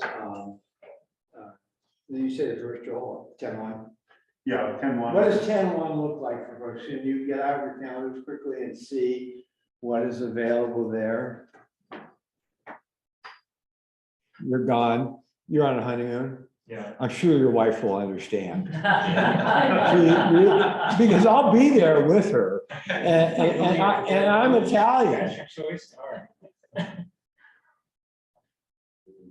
So if you could just, for now, just to get a sense, one, you can absolutely make it, 2, you're on the fence, and 3, no way, that doesn't work. Oh my goodness, oh my goodness, oh my goodness. You on the turn, Neely, then? Yeah, I'm gonna go yellow. I'm not gonna make it, but I'm sure the difference. Okay. Yeah, I mean, I could certainly have fine. Yeah. Okay, so you're not really a red, we could get someone. Yeah, I mean, I guess I can change it to You're I just can't be there. You're okay. You aren't, honeymoon doesn't count. You guys are a yes. So let's pencil that in. Same time frame, same finish. Yeah, I think in late morning we start probably 10 o'clock. Okay, and then Alone. we Scout a little better, I think like 3 hours. how long? Thinking even for 3 hours, because we got driving time, and I mean, that includes going. There's only 4 stops, so 5 more stops, so it's driving from Corvallis is going to take 20 or 30 minutes. So Is there a place we could meet at? Could we meet in Adair Village or something, and then get a head start? Everyone, Yeah, how do the parking people feel about it? Yeah. Let's just work on that, because I think we can figure out those one Yeah, yeah, people can come out with it. We do want to start a little south of Madera Village, because there's something to talk about there. But probably, yeah. Okay. And then what is the plan, both, this is to Republic and Joel and to here, if members of the public want to join this magical mystery tour? You're welcome to get on the bus with us, and I think Darren's contemplating some form of RSVP, and so I think if we exceed capacity, then Darren was also contemplating a backup van at the counties that potentially develop. So that's the same question for Joel, just how we can use our county, so I think we can make it happen. And I guess if I could, Sam, I'm guessing this group at the end of the landfill tour at noon would rather disperse and go eat on their own versus setting up some tables and eating, breaking bread together in the parking lot or something. But if I'm guessing incorrectly, then let me know. Well, what are you serving? Well, roast beef. Roast beef sandwich. Yeah, that's exactly right, yeah. So just a quick 1, 2, 3, give a pulse. The proposal is that Republic pays for our lunch for a 7-course gourmet meal at the end of the tour next Saturday, 1, 2, or 3. So yes, you want them to do that, you'd attend. 2, you could go either way. 3, no way, we don't want to do it. No, you're voting at 2 on your own damn proposal? It wasn't a proposal, it was a clarifying question. So the proposal is that, would you come to a lunch after that meeting, or is it 2 hours long Does enough? anybody want it, I get you in a or second. people rather just leave? Yeah, that's the question, Why yeah. don't you give the lunch and people who want to stay and eat can do that, and other people can go home? A sack lunch, we need an RSVP. We need we'll do an RSVP, and then you can decide, because roast beef sandwiches to go can be good too. All right, go forward, do good, avoid evil. Thank you for your participation. We'll see you in 2 weeks. Meeting is officially adjourned at 7:05.